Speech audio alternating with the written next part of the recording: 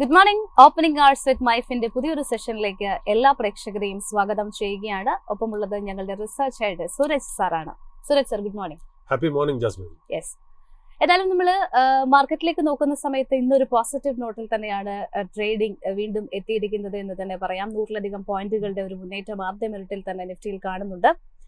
മറ്റ് പ്രധാനപ്പെട്ട സൂചികകളിലൊക്കെ തന്നെ ഒരു മിക്സഡ് ആയിട്ടുള്ള പെർഫോമൻസ് ആണ് കാഴ്ചവെച്ചുകൊണ്ടിരിക്കുന്നത്. ഇതിനപ്പുറത്തേക്ക് നമ്മൾ ഇന്ത്യ പാക് സംഘർഷത്തിന്റെ കാര്യം തന്നെ എടുത്തു കഴിഞ്ഞാൽ, പ്രത്യേകിച്ച് ഇപ്പോൾ ട്രംപിന്റെ ഭാഗത്ത് നിന്നും, അല്ലെങ്കിൽ ട്രംപ് ആണ് ഒരു ലൈം ലൈറ്റിലേക്ക് വരുന്നത് എന്ന് തന്നെ പറയാം. ഇന്ത്യ പാക് സംഘർഷത്തിന്റെ ഒരു മധ്യസ്ഥത വഹിച്ചത് അമേരിക്ക അല്ലെങ്കിൽ ട്രംപ് ആണ് എന്നുള്ളൊരു നിലയിലേക്കൊക്കെ കാര്യങ്ങൾ എത്തുകയാണ്. അതിനപ്പുറത്തേക്ക് ഏറ്റവും പുതിയൊരു അപ്ഡേറ്റ്സ് വരുന്നത്, ഇപ്പോൾ സൗദി സന്ദർശനത്തിലാണ് ഡൊണാൾഡ് ട്രംപിന്റെ ഒരു അപ്രതീക്ഷിത പ്രഖ്യാപനം വന്നിരിക്കുകയാണ്. സിറിയക്കെതിരെയുള്ള ഉപരോധം നീക്കും എന്നുള്ള ഒരു പ്രഖ്യാപനം ഡൊണാൾഡ് ട്രംപിന്റെ ഭാഗത്ത് നിന്ന് വന്നിരിക്കുന്നു. സൗദി കിരീടാവകാശി മുഹമ്മദ് ബിൻ സൽമാന്റെ ഇടപെടലിനെ തുടർന്നാണ് ഈ ഒരു തീരുമാനമെന്നാണ് ട്രംപ് വ്യക്തമാക്കിയിരിക്കുന്നത്.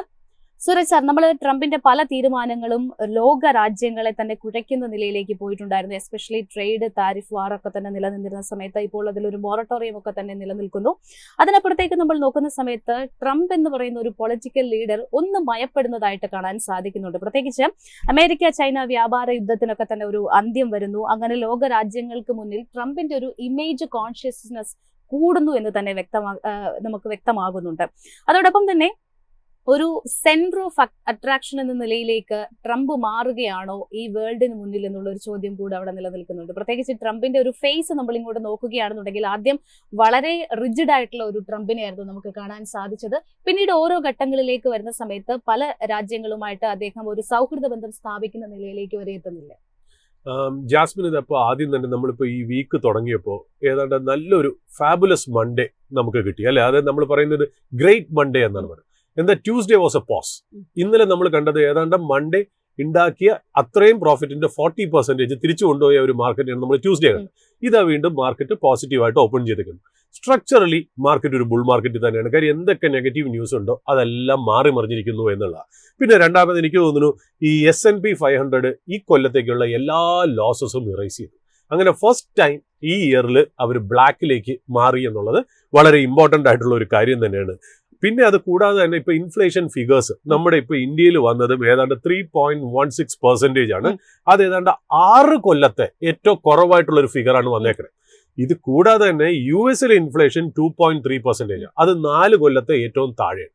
അപ്പൊ എന്തായാലും മാർക്കറ്റ് എക്സ്പെക്ട് ചെയ്യുന്നത് ഇവിടെ ഇന്ത്യയിൽ നമ്മൾ RBI ഏതാണ്ട് റേറ്റ് കട്ടിലേക്ക് പോകുമെന്നും US ഫെഡും റേറ്റ് കട്ടിലേക്ക് പോകുമെന്നും കാര്യങ്ങളെല്ലാം ശുഭകരമായി മുന്നോട്ട് പോകുന്നു എന്നുള്ളതാണ് പൊതുവെയുള്ള ഒരു മാർക്കറ്റിന്റെ ട്രെൻഡ്.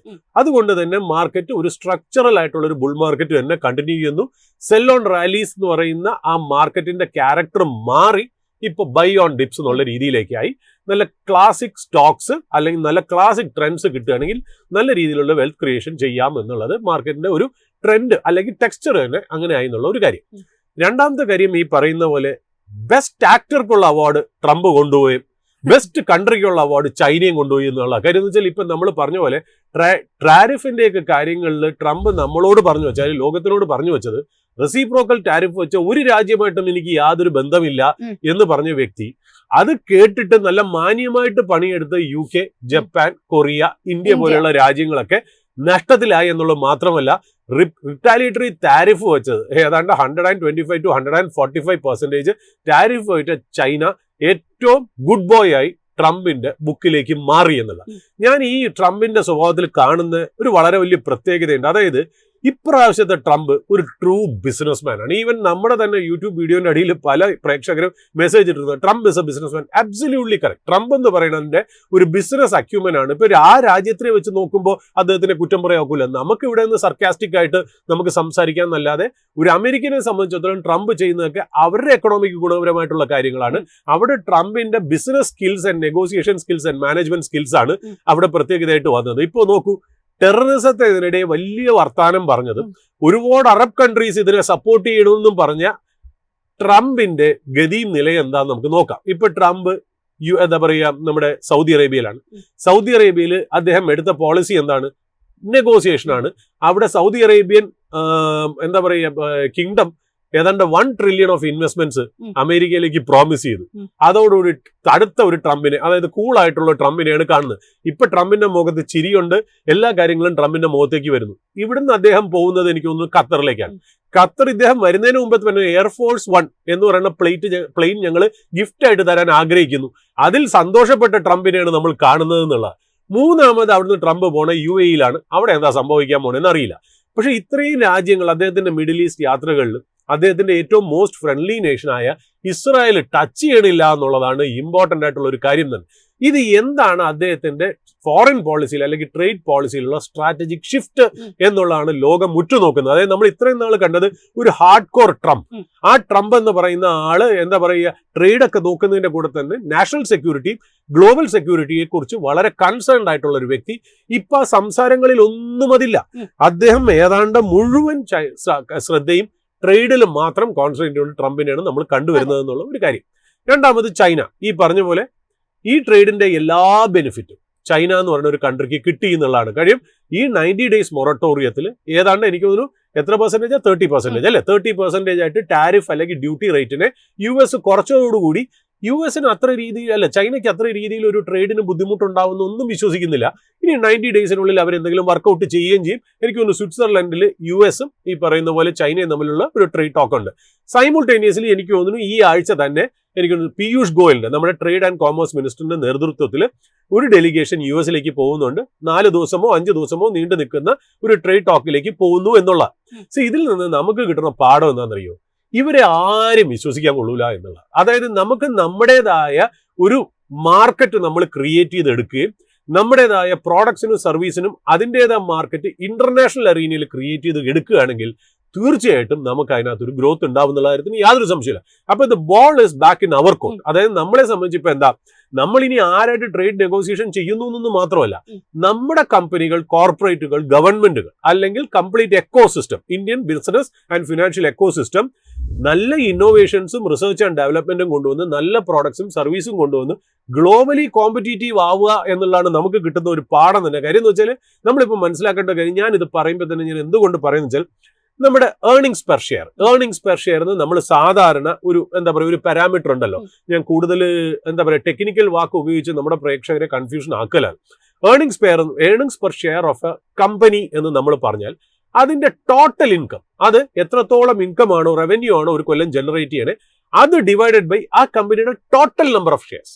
ആ ടോട്ടൽ നമ്പർ ഓഫ് ഷെയർസ് കൊണ്ട് ആ കമ്പനിയുടെ ഏർണിങ്സിനെ ഡിവൈഡ് ചെയ്ത് കിട്ടുന്ന ഫിഗർ ആണ് ഏർണിങ്സ് പെർ ഷെയർ. ആ ഏർണിങ്സ് പെർ ഷെയർ എന്ന് പറയുന്ന ഫിഗർ ഗ്രോ ചെയ്യണം. ഒരു കമ്പനിയുടെ കോർപ്പറേറ്റ് പ്രോഫിറ്റ്സ് ഗ്രോ ചെയ്യണമെങ്കിൽ അതിന്റെ ഒരു എക്സാമ്പിൾ അതാണ് EPS ഗ്രോ ചെയ്യണം. നമ്മളിപ്പോ നിഫ്റ്റി 50-ലുള്ള എല്ലാ കമ്പനീസിന്റെയും ഒരു EPS ഗ്രോത്ത് വെച്ചിട്ട് നമ്മൾ നോക്കുകയാണെങ്കിൽ ഇൻഡെക്സിന്റെ EPS ഇതുവരെയുള്ള റിസൾട്ട് എനിക്ക് തോന്നുന്നു 50 കമ്പനികളിൽ ഏതാണ്ട് നമ്മുടെ ഈ കേദാർ പ്രഭുവിന്റെയും റമീസിന്റെയും ടീം ഉണ്ടല്ലോ, നമ്മുടെ റിസർച്ച് ടീം, എനിക്ക് തോന്നുന്നു വെള്ളി ശനി ഞായർ വരെ അവർക്ക് ഈ സ്റ്റഡി റിസർച്ച് കിട്ടുമ്പോൾ ഏതാണ്ട് 50 നിഫ്റ്റി കമ്പനീസിൽ 33 കമ്പനീസിന്റെ റിസൾട്ടേ വന്നിട്ടുള്ളായിരുന്നു.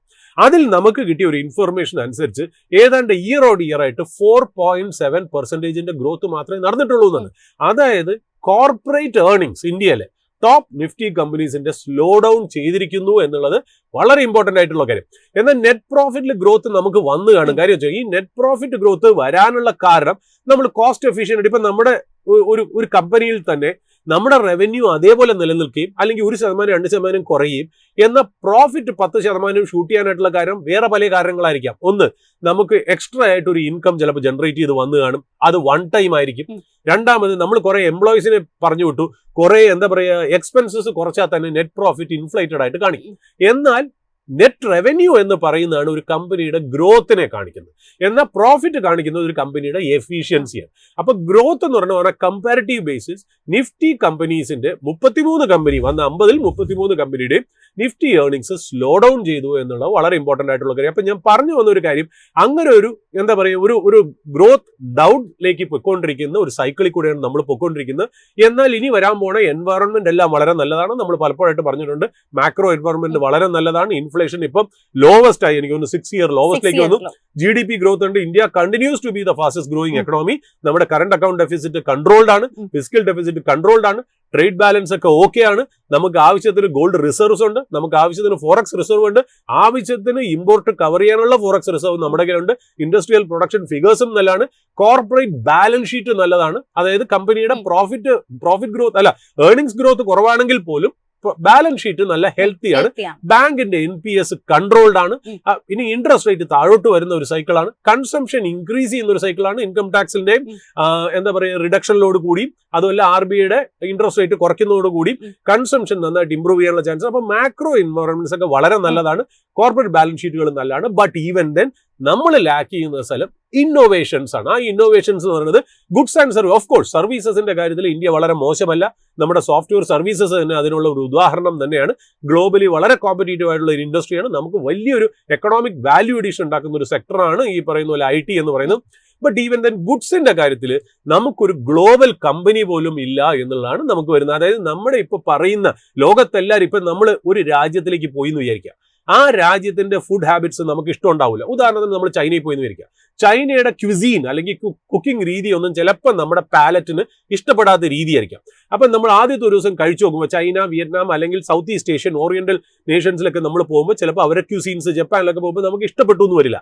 അപ്പം നമുക്കിപ്പോൾ മലയാളി എന്ന രീതിയിൽ 2 ദിവസം കഴിയുമ്പോൾ ബുദ്ധിമുട്ടും അല്ലേ. നമുക്ക് കൂടുതലും മസാല ബേസ്ഡ് ആയിട്ട് കുറച്ച് എരിവും പുളിയൊക്കെ ഉള്ള ഒരു നാവാണ് നമ്മുടെ എന്നുള്ളത്. അപ്പൊ അങ്ങനത്തെ രീതിയിൽ നമുക്ക് ഡിഫെൻസീവ് ആയിട്ട് പോകുന്ന ഗ്ലോബൽ ബ്രാൻഡ്സ് ആണ് KFC, മക്ഡൊണാൾഡ്സ്, പിസ്സ ഹട്ട് ഒക്കെ അല്ലേ. അവിടെ ഈ പറയുന്ന പോലെ ലോകത്ത് എവിടെ പോയാലും ഏത് റെസ്റ്റോറൻറ്റിൽ പോയാലും ഒരേ ടേസ്റ്റ് കിട്ടും എന്നുള്ള അതാണ് ആ ഗ്ലോബൽ ബ്രാൻഡിന്റെ പവർ എന്ന് പറയുന്നത്. അതായത് യൂണിവേഴ്സൽ കമ്മ്യൂണിക്കേഷൻ അത് തരും എന്നുള്ളതാണ്. അതിപ്പോൾ ഫുഡിന്റെ ഒരു ഇൻഡസ്ട്രി മാത്രം വെച്ച് ഞാനൊരു എക്സാമ്പിൾ പറഞ്ഞു എന്നേ ഉള്ളൂ. അതേപോലെ എല്ലായിടത്തും ഉണ്ട്, എല്ലാ കാര്യങ്ങളും ഉണ്ട്. ഇപ്പൊ പെൻസിലായാലും നമ്മൾ ഉപയോഗിക്കുന്ന പെൻസിലായാലും പേനയായാലും കമ്പ്യൂട്ടറിലായാലും അതെല്ലായിടത്തും ഒരേ ലാംഗ്വേജ് ആണ്. HP, ആപ്പിൾ, ഐഫോൺ എന്നൊക്കെ പറയുന്നത് എവിടെ ചെന്നാലും എല്ലാവർക്കും മനസ്സിലാവുന്ന പ്രോഡക്റ്റ് ആണ്. ആ ലെവലിലേക്ക് ഉയരാനായിട്ട് നമ്മുടെ ഇന്ത്യൻ കമ്പനീസിന് ഒന്നും എത്തിയിട്ടില്ല except Tata Motors takeover of JLR and Jaguar Land Rover continues to be the global brand that we have എന്നുള്ളതാണ് പറഞ്ഞു വെക്കേണ്ട ഒരു കാര്യം. അപ്പൊ ഇതാണ് ഇന്ത്യൻ മാർക്കറ്റിന്റെ ഒരു പശ്ചാത്തലം എന്ന് പറയുന്നത്. ജാസ്മിൻ ചോദിച്ചത് കറക്റ്റ് ആണ്. ട്രംപ് എന്ന് പറയുന്ന വ്യക്തിയാണ് ഇപ്പൊ ഹെഡ്ലൈനിൽ. ഒരു ബിസിനസ് മാൻ ആയിട്ടുള്ള Trump not as a president of the world എന്നുള്ള രീതിയിലേക്കുള്ള ട്രാൻസ്ഫറിംഗ് വന്നിരിക്കുന്നു. And the biggest beneficiary country in this whole exercise is China എന്നുള്ളതും കൂടെ പറഞ്ഞു വെക്കും. ഏതായാലും ടാറ്റ മോട്ടോഴ്സിനെ കുറിച്ച് സാറ് സൂചിപ്പിച്ചിട്ടുണ്ടായിരുന്നു. കഴിഞ്ഞ ദിവസം മാർക്കറ്റ് അവേഴ്സിന് ശേഷം ക്വാർട്ടർലി നമ്പേഴ്സ് തീർച്ചയായിട്ടും എക്സ്പെക്ട് ചെയ്തിട്ടുണ്ടായിരുന്ന ഒരു കമ്പനി ടാറ്റ മോട്ടോഴ്സ് ആയിരുന്നു. ടാറ്റ മോട്ടോഴ്സിന്റെ റിസൾട്ടുകളിലേക്ക് വരികയാണെന്നുണ്ടെങ്കിൽ അത്ര ഭേദപ്പെട്ട റിസൾട്ടുകൾ ആയിരുന്നില്ല. പക്ഷേ പോളുകൾ വെച്ച് നോക്കുന്ന സമയത്ത് കമ്പാരിറ്റീവ്ലി ഇയർ ഓൺ ഇയറിൽ കമ്പനിയുടെ പെർഫോമൻസിൽ ഒരു അല്പം ഡൗൺ ആണെങ്കിൽ പോലും പല പോളുകളിനെ കഴിഞ്ഞും അതിനെ ഒരു മറികടന്നുകൊണ്ടുള്ള ഒരു പെർഫോമൻസ് കാഴ്ചവെക്കാനായിട്ട് സ്ട്രീറ്റ് എസ്റ്റിമേറ്റിനെ ആ ഒരു പോളുകളെ എസ്റ്റിമേറ്റ് ചെയ്തതിനെ കഴിഞ്ഞും ഒരു അല്പം വ്യത്യസ്തമായിട്ട് പെർഫോം ചെയ്യാനായിട്ട് ടാറ്റ മോട്ടോഴ്സിന് സാധിച്ചിട്ടുണ്ട്. ഇന്ന് ലാഭത്തിലടക്കം ഇടിവ് സംഭവിച്ചത് കൊണ്ട് തന്നെ ടാറ്റ മോട്ടോഴ്സിന്റെ ഓഹരിയിലും ഇടിവുണ്ട്. 2% കൂടുതൽ ഇടിവ് നമുക്ക് കാണാൻ സാധിക്കുന്നുണ്ട്. സുരജ് സർ, നമ്മുടെ ഈ ഒരു സെഷനിൽ നമ്മൾ പല സ്റ്റോക്കുകളെയും പ്രേക്ഷകരുടെ ഒരു സ്പോട്ട് ലൈറ്റിലേക്ക് കൊണ്ടുവന്നിട്ടുണ്ട്. അത്തരത്തിൽ പല സ്റ്റോക്കുകളുടെ ഒരു പെർഫോമൻസിനെ നമ്മൾ അനാവരണം ചെയ്ത് പ്രേക്ഷകർക്ക് മുന്നിൽ അവതരിപ്പിച്ചിട്ടുമുണ്ട്. അത്തരത്തിൽ ഈ ഒരു ടാറ്റ മോട്ടോഴ്സിനെ കുറിച്ചും മറ്റ് പ്രധാനപ്പെട്ട ഏതെങ്കിലും സ്റ്റോക്സ് ഇന്ന് ഈ ഒരു സെഷനിൽ നമ്മുടെ പ്രേക്ഷകരിലേക്ക് കൊടുക്കാനുണ്ട്? ജാസ്മിൻ ശരിയാണ്. അതായത് റിസൾട്ട് സീസണും കൂടെ ആയതുകൊണ്ട് സ്റ്റോക്ക് ഇൻ ന്യൂസ് എന്ന് പറയുന്നത് ഒരു സെക്ഷൻ തന്നെ നമ്മൾ ആഡ് ചെയ്തിട്ടുണ്ട്. ചിലപ്പോൾ ഈ റിസൾട്ട് സീസൺ കഴിയുമ്പോൾ നമുക്ക് ചിലപ്പോൾ സ്റ്റോക്ക് ഇൻ ന്യൂസ് ഉണ്ടാവണമെന്ന് നിർബന്ധമില്ല. ബട്ട് ഈവൻ തന്നെ ആ സ്റ്റോക്ക് ഇൻ ന്യൂസിൽ നമുക്ക് പ്രത്യേകിച്ച് എടുത്തു പറയേണ്ടതും ടാറ്റ മോട്ടോഴ്സ് തന്നെയാണ്. ജാസ്മിൻ പറഞ്ഞ പോലെ ഇന്നലെ നമ്മൾ ഓപ്പണിംഗ് അവേഴ്സിൽ ടാറ്റ മോട്ടോഴ്സിന്റെ എക്സ്പെക്ടേഷൻ നമ്മൾ പറഞ്ഞു. അതായത് അതിന്റെ ബിസിനസ് ഗ്രോത്ത് പ്രോസ്പെക്റ്റും നമ്മൾ പറഞ്ഞിരുന്നു. കാര്യം അതിൽ ഡീമർജർ വരുമ്പോൾ JLR എങ്ങനെയാണ് പെർഫോം ചെയ്യണം, പ്രത്യേകിച്ച് ഇന്ത്യയും UK തമ്മിലുള്ള ട്രേഡ് എഗ്രിമെന്റ് നിലനിൽക്കുന്നിടത്തോളം കാലം ഏതാണ്ട് വില കുറഞ്ഞ് ഓരോ ലാൻഡ് റോവറും നമുക്ക് ഇന്ത്യൻ കമ്മ്യൂണിറ്റിക്ക് അല്ലെങ്കിൽ ഇന്ത്യൻ കൺസ്യൂമറിന് അവൈലബിൾ ആണെന്നുള്ളത് നമ്മൾ സൂചിപ്പിച്ചു വെച്ചിരുന്നു. ഏതാണ്ട് 1,20,00,000 വരുന്ന ഡിഫൻഡർ പോലും ചിലപ്പോൾ 75 ലക്ഷം 80 ലക്ഷത്തിന് കിട്ടിയേക്കാം എന്നുള്ളൊരു എക്സ്പെക്ടേഷൻ ആണ് നമ്മൾ പറഞ്ഞു വെച്ചതെന്നുള്ളത്. അറ്റ് ദ സെയിം ടൈം ആ UK product Indian company UK subsidiary ആയ JLRന് US-ലേക്കുള്ള ടാരിഫ് ഈ പറഞ്ഞ പോലെ ഇൻക്രീസ്ഡ് ആയിട്ട് 10% ആയിട്ട് നിൽക്കുന്നുണ്ട്. എന്നാലും JLR എന്ന് പറയുന്നത് ഇപ്പൊ ഇറക്കുന്ന മോഡൽസും ഇന്നോവേഷൻസും ഒക്കെ വെച്ച് ഗ്ലോബലി വളരെ ക്ലാസ് ആയിട്ട് നിൽക്കുന്ന ഒരു പ്രോഡക്റ്റ് തന്നെയാണ് എന്നുള്ള. ടാറ്റ മോട്ടോഴ്സിന്റെ റിസൾട്ട് ശരിക്കും പറഞ്ഞാൽ ഞാൻ അതിന്റെ ക്യാപിറ്റൽ അലോക്കേഷനും അതിന്റെ ഗ്രോത്ത് സ്ട്രാറ്റജിയൊക്കെ വെച്ച് നോക്കുമ്പോൾ ഞാൻ അത്രയ്ക്ക് പെസിമിസ്റ്റിക് അല്ല റിസൾട്ടിൽ. ഹെഡ്ലൈൻ ഫിഗേഴ്സ് ശരിക്കും പറഞ്ഞാൽ നമുക്കൊരു കംഫർട്ട് തരുന്നില്ല എന്നുള്ളത് നോക്കുമെങ്കിലും ആ കമ്പനി എന്താണ് ചെയ്തതെന്ന് വെച്ച് നോക്കുമ്പോൾ ഞാൻ ശരിക്കും പറഞ്ഞാൽ വ്യക്തിപരമായിട്ട് ഞാൻ ഇത്തിരി പോസിറ്റീവാണ്. കാര്യം ഒന്നാമത്തെ കാര്യം, ഈ JLR free cash flow positive ആയിരുന്നില്ല ഇതുവരെ. അവർ ഗൈഡ് ചെയ്ത് 2025 മാർച്ചോടുകൂടി, അതായത് ഈ ഫിനാൻഷ്യൽ ഇയർ എൻഡ് ചെയ്യുന്നതോടുകൂടി അവർ ഈ പറയുന്ന പോലെ ഫ്രീ ക്യാഷ് ഫ്ലോ പോസിറ്റീവ് ആവും എന്ന് പറഞ്ഞിരുന്നു. അതിന് വേണ്ടിയിട്ട് അവർ ചെയ്തിരുന്നത് എന്താ, അവർ കുറെയൊക്കെ അസംബ്ലി ഇന്ത്യയിലേക്ക് മാറ്റിയിരുന്നു. അപ്പൊ അത് കാരണമല്ല കോസ്റ്റ് എഫിഷ്യൻസി ഒക്കെ കാരണം ഫ്രീ ക്യാഷ് ഫ്ലോയിലേക്ക് മാറുന്നത്. പ്രേക്ഷകരുടെ ശ്രദ്ധയിലേക്ക് ഫ്രീ ക്യാഷ് ഫ്ലോ എന്ന് പറയുന്നത് കമ്പനിയുടെ ഹെൽത്തിനെയാണ് നമ്മൾ സൂചിപ്പിക്കുന്നത്. ഫ്രീ ക്യാഷ് ഫ്ലോ എന്ന് ഞാൻ സിമ്പിൾ ആയിട്ട് ഞാൻ പറയുകയാണെങ്കിൽ, നമ്മളൊരു കച്ചവടം നടത്തുന്നു എന്ന് വിചാരിക്കാം. ആ കച്ചവടം നടത്തുന്നതിനുള്ള എക്സ്പെൻസസ് കംപ്ലീറ്റ് നമുക്ക് വരുന്നത് 900 റുപ്പീസ് ആണെന്ന് വിചാരിക്കാം. നമ്മുടെ റവന്യൂ 1000 ആണെന്ന് വിചാരിക്കാം. അതായത് ഞാൻ പറഞ്ഞതിൽ നേരെ തിരിച്ച് ഞാൻ പറയാം, അതായത് നമുക്ക് കിട്ടുന്ന റവന്യൂ 1000 റുപ്യ. ആ 1000 റുപ്യ എവിടെ നിന്ന് കിട്ടുന്നു? കോർ ബിസിനസ് ചെയ്യും. അതായത് നമ്മളിപ്പോൾ ഒരു ബേക്കറിയാണ് നടത്തുന്നത് വിചാരിക്കാം, ഒരു കേക്ക് ഷോപ്പാണ് നടത്തുന്നത് വിചാരിക്കാം. കേക്ക് വിൽക്കുന്നതിൽ മാത്രം കിട്ടുന്ന റവന്യൂനെയാണ് നമ്മൾ ആ കോർ ബിസിനസ്സിൽ നിന്ന് വരുന്ന റവന്യൂ എന്ന്. അതൊരു 1000 രൂപയാണെന്ന് വിചാരിക്കാം. അതിനുവേണ്ടി നമ്മൾ ചെലവാക്കിയ കാശ് 900 റുപ്പീസ് ആണെന്ന് വിചാരിക്കുക. അതിൽ എല്ലാ കോസ്റ്റും ഇൻക്ലൂഡാണ്. Man power, raw material, electricity, running charges, maintenance charges എല്ലാം കൂടെ ചേർന്ന് 900 വരുന്നെങ്കിൽ we say that we are cash flow positive by 100 rupees. അതാണ് ഫ്രീ ക്യാഷ് ഫ്ലോ എന്ന് പറയുന്നത്. എന്നാൽ ഈ 1000 കോടിയിൽ നമ്മൾ ഈ പറയുന്ന പോലെ നമ്മൾ എന്തെങ്കിലും പഴയ ഫ്രിഡ്ജ് വിറ്റ കാശോ, പഴയ TV വിറ്റ കാശോ, അല്ലെങ്കിൽ ആവശ്യമില്ലാത്ത പാത്രങ്ങളോ പേപ്പറുകളോ വിറ്റ കാശോ ഒന്നും ഈ പറയുന്ന പോലെ ഓപ്പറേറ്റിംഗ് ക്യാഷ് ഫ്ലോയിൽ നമ്മൾ നോക്കില്ല എന്നതാണ്.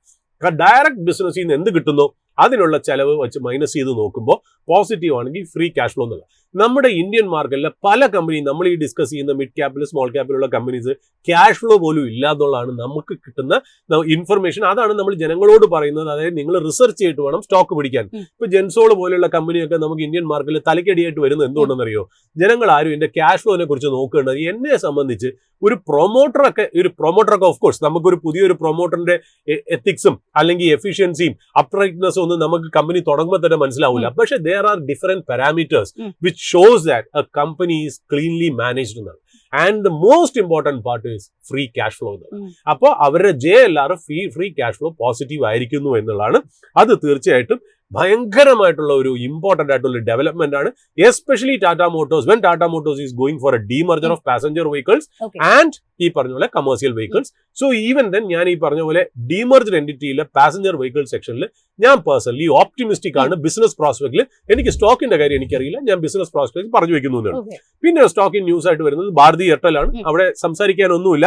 ഇൻ ലൈൻ വിത്ത് എക്സ്പെക്ടേഷൻസ്, അതായത് വലിയൊരു മേജർ ബമ്പപ്പും ഇല്ല, എന്നാൽ ഡിപ്രസ്ഡ് ആവേണ്ട കാര്യവും ഇല്ല എന്നുള്ള. അതേപോലെ തന്നെയാണ് ഹീറോ മോട്ടോഴ്സ് ഇത്തിരി ബെറ്റർ റിസൾട്ട്സ് എന്ന് വേണമെങ്കിൽ ഒറ്റ വാക്കിൽ പറഞ്ഞു നിർത്താം. ഗെയിൽ അത്രയ്ക്ക് ഒരു ഗുണമുള്ളവല്ല, മാർജിനൽ ഗ്രോത്തേ ഉള്ളൂ, എന്നാൽ നെഗറ്റിവിറ്റി ഒന്നുമില്ല. ഈ പറയുന്ന റിസൾട്ടുകളുടെ ഒക്കെ പ്രത്യേകത എന്നറിയോ? വലിയ നെഗറ്റീവും ഇല്ല, വലിയൊരു പോസിറ്റീവും ഇല്ല, ഇൻ ലൈൻ വിത്ത്, അതായത് ഒരു മോഡറേറ്റ്. അത് തന്നെയാണ് നമ്മുടെ corporate earnings growth Nifty EPS reflect ചെയ്യുന്നത്. എന്നാൽ യുണൈറ്റഡ് ഫോസ്ഫറസ് ലിമിറ്റഡ് അത് ഈ ആഗ്രി കെമിക്കൽ സ്പേസിൽ എന്നാലും ഒരു അഗ്രികൾച്ചർ സ്റ്റോക്ക് ആയിട്ടാണ് നമ്മൾ അഗ്രികൾച്ചർ ആൻഡ് കെമിക്കൽ സ്റ്റോക്ക് ആയിട്ടാണ് നമ്മൾ അതിനെ റിഗാർഡ് ചെയ്യുന്നത്. നല്ല ഗ്രോത്ത് ആണ് അത് കൊണ്ടുവന്നെങ്കിലും ഇന്നലെ സ്റ്റോക്ക് ഏതാണ്ട് 4.8% ഡൗൺ ആയിരുന്നു എന്നുള്ള. അപ്പൊ UPL ഒരു വാച്ച് ലിസ്റ്റിൽ വെക്കാവുന്ന സ്റ്റോക്കാണ്. പിന്നെ ഒരു സെക്ടർ എന്നുള്ള രീതിയിൽ പറയുന്നത് ഡിഫൻസ് സെക്ടർ. ഓഫ് കോഴ്സ് അത് പ്രൈം മിനിസ്റ്ററിന്റെ മിനിഞ്ഞാന്നത്തെ 8 മണിക്ക് നേഷൻ അഡ്രസ് ചെയ്യാൻ നേരത്ത് നമുക്ക് മേക്ക് ഇൻ ഇന്ത്യയുടെ കീഴിൽ നമുക്ക് ഡിഫൻസ് എക്യുപ്മെന്റ്സിന് നന്നായിട്ടുള്ള ഒരു ഇംപെറ്റസ് കൊടുക്കണം എന്ന് പറഞ്ഞത് കാരണം ഒരു ഓവറോൾ ബുള്ളിഷ് ട്രെൻഡ് ഈ പറഞ്ഞ പോലെ ഡിഫൻസ് സെക്ടറിലെ സ്റ്റോക്കുകൾക്ക് ഉണ്ടെന്നുള്ളത് തീർച്ചയായിട്ടും പറഞ്ഞു വെക്കേണ്ടിയിരിക്കുന്നു. അതേപോലെ തന്നെ IT സ്റ്റോക്സ്, അതായത് നമ്മൾ US റിസഷൻ ഉണ്ടാവും എന്ന് പ്രതീക്ഷിച്ചിരുന്ന ഒരു കാര്യമുണ്ടല്ലോ. അതായത് നമുക്ക് ഇപ്പൊ കിട്ടുന്ന ഇൻഫർമേഷൻ അനുസരിച്ച് ഗോൾഡ്മാൻ സാക്സ് പറയുന്നത് US GDP 1% അപ്പാവും എന്നാണ് പറയുന്നത്. അത് മാത്രമല്ല ചൈനയും അപ്ഗ്രേഡ് ചെയ്തു എന്നുള്ള. അതായത് ചൈന ശരിക്കും പറഞ്ഞാൽ 4% GDP ഗ്രോത്ത് ചെയ്യുന്നു 4.6% ആക്കി എന്നുള്ളത്. അപ്പൊ അപ്ഗ്രേഡേഷൻസ് ആണ് US-നും ചൈനയുടെയും ഒക്കെ എക്കണോമിക്ക് വന്നിരിക്കുന്നത് എന്നുള്ള. അപ്പൊ ഈ പറയുന്ന പോലെ IT കമ്പനീസിന്റെ എപ്പോഴും റിലേറ്റഡ് ആയിട്ടുള്ളത് US കമ്പനിയുടെ ഹെൽത്തും ഗ്രോത്തും ആണ്. ഇപ്പൊ നമ്മൾ പറഞ്ഞിരുന്നത്, അല്ലെങ്കിൽ മാർക്കറ്റ് എന്തുകൊണ്ടാണ് IT-യെ പണിഷ് ചെയ്തതെന്ന് വെച്ചാൽ, അമേരിക്കയിൽ റിസഷൻ വരികയാണെങ്കിൽ global companies especially US companies അവരുടെ ഡിസ്ക്രിഷണറി സ്പെൻഡിങ് കുറയും. അമേരിക്കയിൽ മാത്രമല്ല ഗ്ലോബൽ എക്കണോമിയും ഒന്ന് ഇരിക്കാനുള്ള ചാൻസസ് വളരെ ഹൈ ആണ്. അതുകൊണ്ട് ഡിസ്ക്രിഷണറി സ്പെൻഡിങ് IT സോഫ്റ്റ്വെയറിലുള്ളത് കുറയുമെന്നായിരുന്നു. ഏതായാലും റിസഷൻ ഫിയേഴ്സ് ആ ക്ലൗഡ് പാടെ തന്നെ ആ ആകാശത്തു നിന്ന് മാറിക്കഴിഞ്ഞതോടുകൂടി IT കമ്പനീസ് വീണ്ടും ലൈം ലൈറ്റിലേക്ക് വന്നു എന്ന് നമ്മൾ ഇന്നലെ LTI മൈൻട്രിയുടെ ഒരു ഓർഡറിനെ കുറിച്ച് പറഞ്ഞു.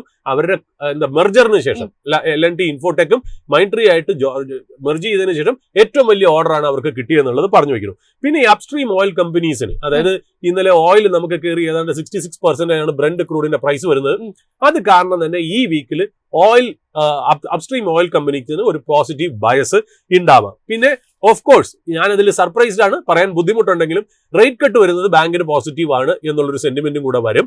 അപ്പൊ ശരിക്കും പറഞ്ഞാൽ ഇപ്പൊ ഈ പറയുന്ന സ്റ്റോക്സിനൊക്കെ, കൂടാതെ ഒരു കാര്യം കൂടെ പറഞ്ഞു വെക്കാം, മെറ്റൽ സ്റ്റോക്സിന് ഈ US-ഉം ചൈനയും തമ്മിലുള്ള ട്രേഡ് ടാരിഫിന്റെ ഇഷ്യൂസ് എൻഡ് ചെയ്യുന്നതോടുകൂടി മെറ്റൽ സ്റ്റോക്സും പോസിറ്റീവായിട്ട് മാറാനുള്ള ചാൻസുകൾ നമ്മൾ കാണുന്നുണ്ട് ഇനി അങ്ങോട്ടുള്ള ട്രേഡിംഗ് സെക്ഷൻ. പിന്നെ ഏവിയേഷൻ സ്റ്റോക്സ് നമ്മളൊരു കോഷൻ കൊടുത്താണ് ജാസ്മിൻ, നമുക്ക് അറിയാൻ തോന്നുന്നു നമ്മൾ മാർക്കറ്റിൽ പറഞ്ഞിരുന്നത്. ഏവിയേഷൻ സ്റ്റോക്സ് ഞാനിപ്പോൾ മനസ്സിലാക്കിയ നമുക്കിപ്പോൾ കേദാർ പ്രഭു തന്ന ഇൻഫർമേഷൻ അനുസരിച്ച് നോർത്തും വെസ്റ്റിലും കൂടി എനിക്ക് തോന്നുന്നു നമുക്ക് മെയ് 7 മുതൽ 12 വരെ 32 എയർപോർട്ട്സ് ആണ് നമ്മൾ അടച്ചിട്ടിരുന്നത് എന്നുള്ളതാണ്. ഏതാണ്ട് 50,000 തൊട്ട് 65,000 വരെ ഡെയിലി പാസഞ്ചേഴ്സിനെ ഹാൻഡിൽ ചെയ്യുന്ന എയർപോർട്ടുകളാണ്. ആ എയർപോർട്ടുകൾ ക്ലോസ് ചെയ്തിട്ടത് കാരണം ഏതാണ്ട് 3 ലക്ഷം ടിക്കറ്റുകൾ, ഡൊമസ്റ്റിക് ടിക്കറ്റുകൾ ക്യാൻസൽ ചെയ്തു എന്നുള്ള ഇൻഫർമേഷൻ ആണ് നമുക്ക് കിട്ടിയിരിക്കുന്നത്. ഈ 32 അടച്ചിട്ട എയർപോർട്ടിലും 90% റവന്യൂ കോൺട്രിബ്യൂട്ട് ചെയ്യുന്നത് ആ 32-ലെ ടോപ്പ് 5 ആണ്. അവിടെയാണ് ഈ പറഞ്ഞ പോലെ 50,000 to 65,000 പാസഞ്ചേഴ്സിന്റെ 90% ഉണ്ടായിരുന്നത്. ബാക്കിയുള്ള 27 എയർപോർട്ട്സ് എല്ലാം കൂടെ ചേർന്ന് ഒരു ലെസർ റവന്യൂ ചെയ്യുന്നുള്ളൂ എന്നാണ്. അപ്പോൾ ഒന്നാമത് എയർലൈൻസിന് ഈ ഒരു 2 ആഴ്ച ഇത്തിരി കനത്തമായിട്ടുള്ള ദിവസങ്ങളായിരുന്നു. ഒന്നാമത്തെ കാര്യം, പാകിസ്ഥാന്റെ എയർ സ്പേസ് ക്ലോസ് ചെയ്തത് കാരണം എക്സ്ട്രാ റൂട്ട് എടുത്ത് പോകേണ്ടി വരും. ആ എക്സ്ട്രാ റൂട്ട് എടുത്ത് പോകുന്നത് കാരണം എക്സ്പെൻസ് കൂടുന്നുണ്ട്. ഒന്നില്ലെങ്കിൽ അവർക്ക് എവിടെയെങ്കിലും ഒരു ട്രാൻസിറ്റ് എടുക്കണം, അല്ലെങ്കിൽ സ്ട്രെയിറ്റ് ആയിട്ട് ഫ്ലൈ ചെയ്യുന്നുണ്ടെങ്കിൽ അത്രയ്ക്ക് മാത്രം ഫ്യൂൽ അതിനകത്ത് കൊണ്ടുവരണം. അപ്പൊ ലോഡ് കൂടും. അതൊക്കെ കാരണം തന്നെ ടിക്കറ്റ് റേറ്റ് കൂട്ടേണ്ടതായിട്ടുള്ള സാഹചര്യം ഉണ്ടായിരുന്നു എന്നുള്ള, അപ്പൊ അവർക്ക് എക്സ്പെൻസ് കൂടി എന്നുള്ളത് ഒന്നാമത്തെ കാര്യം. രണ്ടാമത്തെ കാര്യം, ഒരുപാട് ഡൊമസ്റ്റിക് ഫ്ലൈറ്റ്സ് ക്യാൻസൽ ചെയ്തു. അപ്പൊ ഇത് രണ്ടും ഹെവി ആയിട്ട് അവർക്ക് വന്നിട്ടുണ്ട്. Not so good sign for, but that doesn't mean that structurally വലിയ ഇമ്പാക്ട് ഉണ്ടാവുന്നില്ല, ഒരു ടെമ്പററി ഇമ്പാക്ട് ഉണ്ട്. ബട്ട് ഇത് ലാക്കാക്കി എയർലൈൻസ് നമ്മുടെ മിനിസ്ട്രി ഓഫ് സിവിൽ ഏവിയേഷനിൽ നമ്മുടെ ടാക്സ് ഓൺ ATF, അതായത് എയർലൈൻ ടർബൈൻ ഫ്യൂവലിന് വേണ്ടിയിട്ട് ഒരു ടാക്സിന് റിഡക്ഷൻ കൊടുക്കണം എന്ന് പറയുന്നു. എനിക്ക് തോന്നുന്നത് ഇപ്പോഴും GST-യിൽ വന്നിട്ടില്ല, സ്റ്റേറ്റ് സബ്ജക്റ്റ് ആണെന്നാണ് തോന്നുന്നത്. ഒരിടയ്ക്ക് നമ്മളൊരു വർത്തമാനം കേട്ടിരുന്നു, അതേപോലെ അവർ GST-യിൽ ഉൾപ്പെടുത്തും. GST-യിൽ ഉൾപ്പെടുത്തുകയാണെങ്കിൽ യൂണിഫോം ആയിട്ട് ഓൾ ഇന്ത്യ ലെവലിൽ ATF-ന്റെ പ്രൈസസും വരും, കുറയാനും ചാൻസ് ഉണ്ടെന്ന്. തീർച്ചയായിട്ടും അത് ഗവൺമെന്റും സ്റ്റേറ്റ്സും ചെയ്തു കൊടുക്കണം എന്ന് തന്നെയാണ് നമ്മളും ആഗ്രഹിക്കുന്നത്. പിന്നെ last but not the least, നമ്മൾ ലൈവ് പോകുന്നതിന് മുമ്പ് ഒരു കാര്യം കൂടെ പറഞ്ഞു വെക്കാം. ജെൻസോൾ എഞ്ചിനീയറിംഗ് എത്രയോ മാസത്തെ, എനിക്ക് തോന്നുന്നു ലാസ്റ്റ് 34 സെഷനിൽ 24 സെഷൻസും ഡൗൺവേർഡ് സർക്യൂട്ട് ആയിരുന്ന ഒരു സ്റ്റോക്കാണ്. അതായത് 17 കൺസിക്യൂട്ടീവ് ആയിട്ട് ഡൗൺവേർഡ് സർക്യൂട്ട് അടിച്ച സ്റ്റോക്ക് ഇന്നലെ 5% അപ്പർ സർക്യൂട്ട് ആണ് എന്നുള്ളത് വളരെ ശ്രദ്ധേയമായി നമ്മൾ ജെൻസോൾ വളരെ എക്സോസ്റ്റീവ് ആയിട്ട് നമ്മൾ ഇവിടെ പരാമർശിച്ചിരുന്നു. അതിന്റെ കാരണം എന്താ വെച്ചാൽ അതിന്റെ പ്രൊമോട്ടേഴ്സ് ആയ Anmol Singh Jaggi MD, all time ഡയറക്ടറായ പുനീത് സിംഗ് ജഗ്ഗിയും റിസൈൻ ചെയ്തു എന്നുള്ള ന്യൂസ്. അതായത് പല CEOs റിസൈൻ ചെയ്യണത് അല്ലെങ്കിൽ അപ്പോയിന്റ് ചെയ്യണത് പോസിറ്റീവായിട്ട് കാരണം കാലഘട്ടത്തിൽ ഇവർ റിസൈൻ ചെയ്യുന്നതിന് പ്ലസ് ആയിട്ടാണ് ഒന്ന് ഒഴിഞ്ഞു തന്നാൽ മതി എന്നുള്ളതാണ്. അത് നമ്മൾ നേരത്തെ നമ്മൾ പറയുകയും ചെയ്തു. അതായത് അവര് ഈ പറയുന്ന പോലെ IRFC-ന്നും PFC-ന്നും 978 crore അവർ ലോൺ എടുത്തിരുന്നു. ആ ലോൺ എടുത്തിട്ട് ഏതാണ്ട് 6400 ഇലക്ട്രിക് വെഹിക്കിൾസ് മേടിക്കാനാണ് അവർ ഉദ്ദേശിച്ചത്. എന്നിട്ട് അവർ ആ 8 ഇലക്ട്രിക് വെഹിക്കിൾ റെന്റ് ഔട്ട് ചെയ്യാൻ പോയിരുന്നു. ഏത് കമ്പനിക്ക്? ബ്ലൂ സ്മാർട്ട് എന്ന് പറഞ്ഞ് ഈ പ്രൊമോട്ടേഴ്സിന്റെ പേരുള്ള പേഴ്സണൽ കമ്പനി, അതായത് ലിസ്റ്റഡ് ആയിട്ടുള്ള ജെൻസോളിലല്ല, അതിലേക്ക് റെന്റ് ചെയ്യാൻ പോകുന്നു എന്നായിരുന്നു അവർ പറഞ്ഞത്. ഇൻഫർമേഷൻ കിട്ടിയതനുസരിച്ച് അവർ 6400 മേടിച്ചിട്ടൊന്നും ഇല്ല എന്നുള്ളതാണ്. ഏതാണ്ട് 4704 EVs മാത്രമേ മേടിച്ചുള്ളൂ. അതായത് 568 കോടിയെ അവർ ചെലവാക്കിയിട്ടുള്ളൂ.